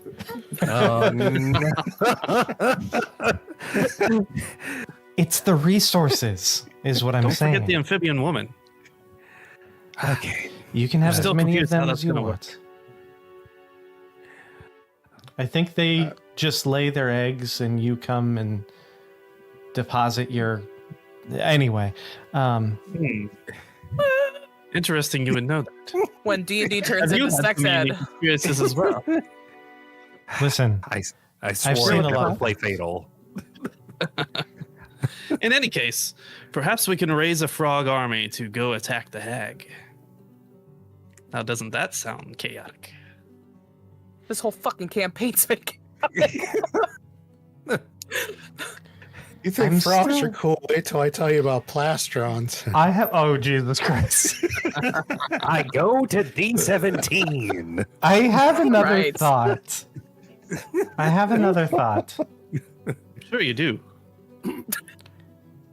What would happen if we just went and killed the king ourselves now and then told this guy that we're ready for the attrition and then lead him directly into us?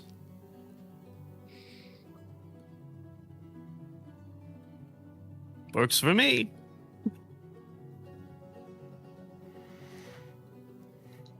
licking a toad's backside works for you. You know, nothing's worse in this campaign than when I ran this for the first time, and during the snail races, our friend shoved his finger up the snail's ass to get it to go faster. So, like, Fingering of death. What? this is tame compared to what I dealt with the first round of this. So, See, I was so much nicer. I fixed its shell and everything after Tiny. yeah, broke it. no, my friend fingered it. So, Yeah. Lots of rocks. See, like this is nothing. Who figures He's it got out? all right, so 17 it is. Yep. Yep.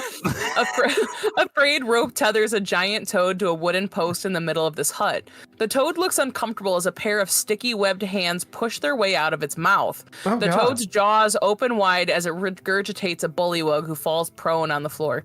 Good God, I'm so sick of this shit. And he's like, oh, you know what? You guys got bros. You look like you're trusted at the king. Can you watch his mount? I gotta go clean off. And he trusts you immediately and jumps into the water real quick. I need all of you to make a dexterity saving throw. Oh, this will be great. Oh no. Oh, that's a natural one for somebody. Oh, that mine's not much better. I'm rolling a disadvantage because I'm dry heaving. So Thalen failed. I didn't see the last one. Artori got a natural one. I got a 20 again. Nice. Rest 19. Okay. 13 or above, you pass, and 10 you're for fine. Tiny. Huh? 10 for Tiny. Okay, Speaking so of nice, check out both my rolls. oh boy. Actually, Oh, somebody got nat 20. I did. whatever's happening, I use my Steel Grace feature. If there is damage involved, I'm taking half of it. Okay.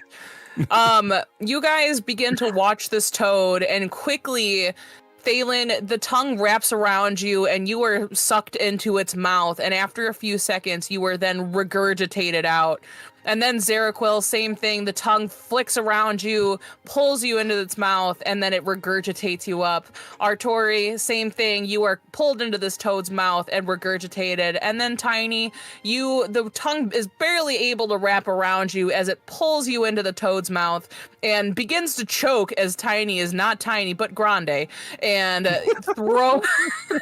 and throws him up. You guys are all covered in saliva, slime, mucus. And the bullywug comes back. I see y'all got roped in to swallow the guard, apparently. Gullup ordered me to let me get swallowed whenever the toad wants to play. Did my actual vomit come back out with me? Yes. You are covered in not only mucus, but your own vomit. Oh boy. Raz casts invisibility on himself. Okay. And sneaks up behind the toad and gives it a broad lick. You lick What's rods. happening? You begin to see little tiny fairy dragons spinning around your head as lots of colors in and out. You see lots of shapes. Can you do a Constitution saving throw for me? Uh-oh. Oh.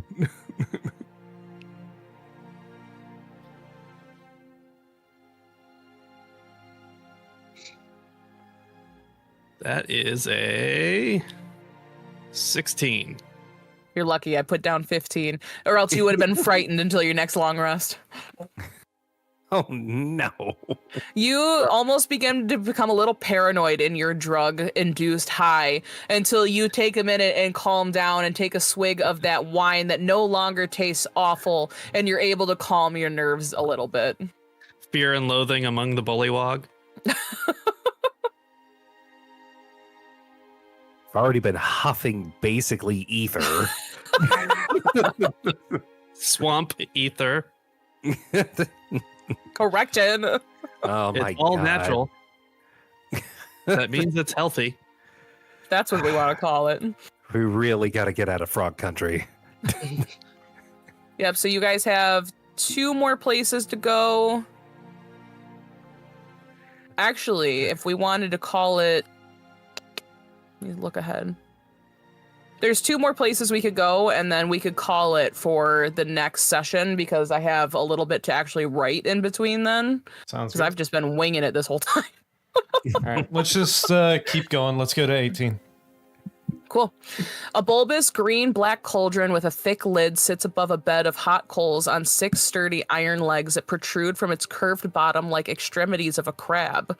A wooden ladle hangs from a lanyard looped around the lid's knob. Does this look spider-like in any regard? No. Okay. If anything, more crab-like. Okay. Crab people. Crab people.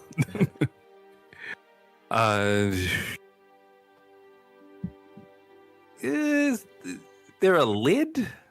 There is.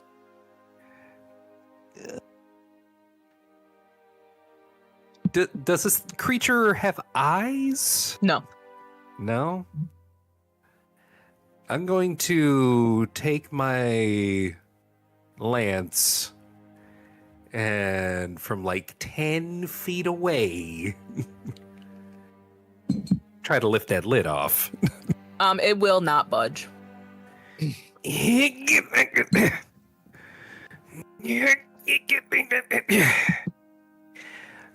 Tiny, can you help? Yeah, Tiny's gonna come and he's gonna try and like strength pull the lid off. It's hot to the touch and it will not budge. It kind of, as you try to lift the lid, it feels almost magically locked. There's no amount of strength that you can pull out of your body to get this lid off. And it scuttles 30 feet away as you're trying to open it. And a magman emerges from within the pile of hot coals. It introduces itself as the coal tender. You want in that cauldron?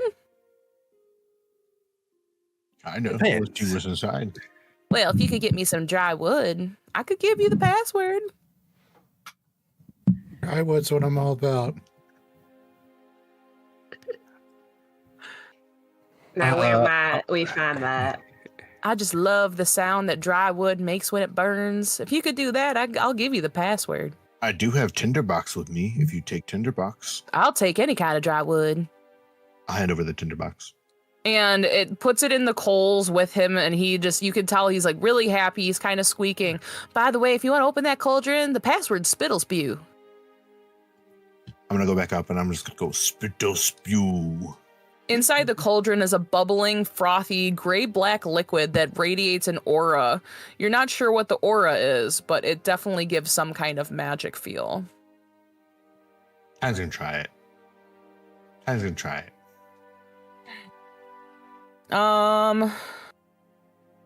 Doesn't say, hold on. I need a wisdom saving throw. Cool. My worst one.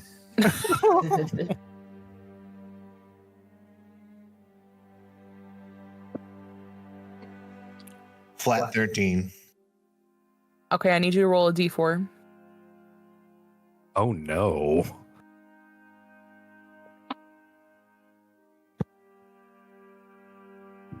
Three. You begin to feel your stomach gurgle, and your body parts begin to change as you are transformed into a giant frog. Yeah. Xylophone, trombone, thanks for the follow. Tiny the frog. He's also one of our followers. Hey, let's go. Tiny is being affected by a polymorph spell that will last for an hour. Ribbit. Wait, is he a regular sized frog or No, he is a giant Okay. frog. Okay.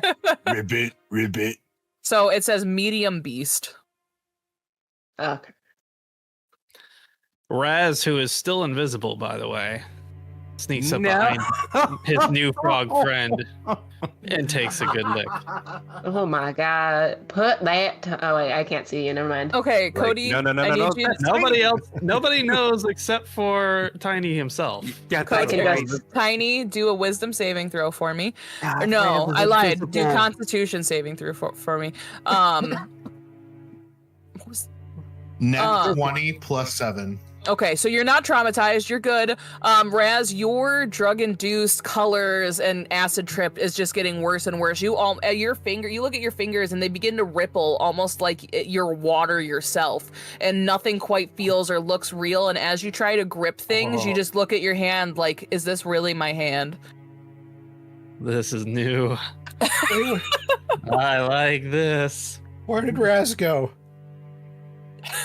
Invisible How are we Raz. going to mark him if we can't see him? Invisible Raz is a fucking menace. It's the age of Aquarius. Aquarius. He's gonna end up in a strawberry field by the time we're done. We've gone through so many songs today. Let's hope we find some diamonds on the next one. Oh God. I'm scared to ask what's in D19. A 10-foot high raised wooden platform stands atop a mound of mossy earth and mud. 2 bullywugs lays at their guard post atop the platform, occasionally peering through a long spyglass mountain on a swivel. A frayed clothesline attached to one corner of the watchtower is festooned with patchwork garments. The line stretches out towards the nearby lake before disappearing into the fog. So it's literally just 2 guards kind of keeping an eye with their swiveling spyglass on a watchtower. See anything interesting up there? We're just doing our job up here, bud. We're just kind of looking, but honestly, most of it's just fog.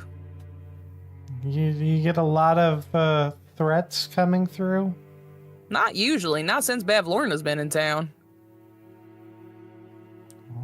Bavlorna. What's your take on Bavlorna? I don't know, as long as I get a paycheck, I don't care. My kids are fed, my wife is happy. I got nothing to complain about. How do frogs get paid? And flies? Well, we get food, we got clothes, we got privileges, we got free use of the lake. We can pretty much do anything we want as long as we're doing things right here. Hey, Wait, how does that last one pay? Zarek, well, you hear that? Free use of the lake. Sounds awful.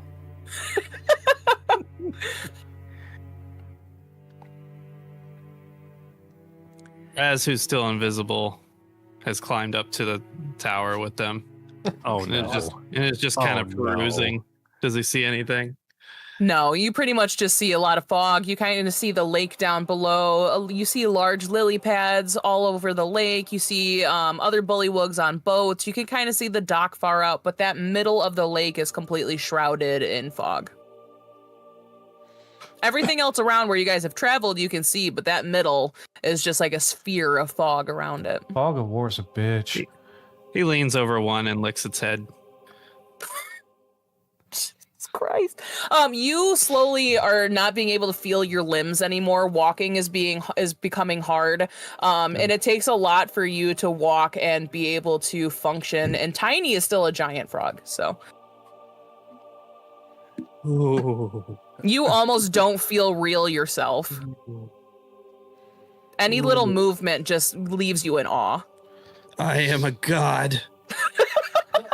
So, what's your... Raz doesn't go down the ladder. He just walks straight out. Oh no. What is this? Hold on. It's 10 feet high. Is that 1d6 per 10 1d6, feet? Yeah. All right, roll a d6 for damage as you fall flat on the ground. As this thud is happening, what's your take on this king of yours? Well, some of us think he's a fool, and some of us just do our jobs. We're just ones that do our jobs. We kind of get to sit here and just keep eye all day. We haven't had any trouble for a very long time, so it's a pretty easy job. So I don't care who's in charge as long as I get to sit here and do practically nothing and get fed. So you're impartial, I get. Yeah, I would say so. Invisibility is still up, and I take 1 damage, which takes away my Nice. 1 temp HP I got from eating snails. Anybody hear that? That worked There's out. just like a person-sized imprint in the mud. And Raz, you are still invisible, but the front of you there is a outline of mud. You guys heard the Goofy scream on the way down, though.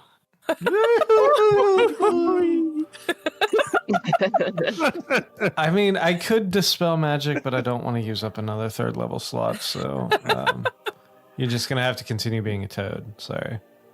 And then next time on Those Natural Dunces, they will figure out how to get to Bavlorna's cottage. Or we'll go kill the king, one of the two. Or kill the king, or free a prisoner. They have a lot to do here still. Oh, yeah. Oh, they have a froggy harem. Village, and we'll take him into captivity, and we'll become drug dealers selling out licks of frogs. I fucking hate it here. All right. Well, thank you, Alex, and thank you, Cody, for tonight. And we will see these two back in about a month. We're going to try and do this the second to last Tuesday of every month. But until then, everybody join us on Friday for our monthly in-person sitting around a real table, rolling real dice the way D&D was meant to be played for Emery's campaign. That's entitled Leverage. So I get to play again twice in 1 week. I'm so excited. But thank you all for joining us. Thanks to the Dunces for being here. Thanks to everybody else in the chat. Thank you to our new followers. Thank you. A big shout out to Legends of Evantris and them for rating us earlier. Hopefully next time we'll actually be paying attention to the chat when it happens. So anyway, make sure you tune in on Friday at 7 p.m. Eastern time at youtube.com/@thosenaturalones and twitch.tv/thosenaturalones. Thank you all for joining us, and we will see you on Friday. You can catch the Dungeon Dunces April 11th and April 25th at 12 p.m. Central Standard Time. A little different than these guys, but we will be continuing the Crooked Moon, so you can catch us then. And let's hope for this coming Friday that everyone doesn't roll a nat 1, preventing another convergence from happening. I believe in you guys.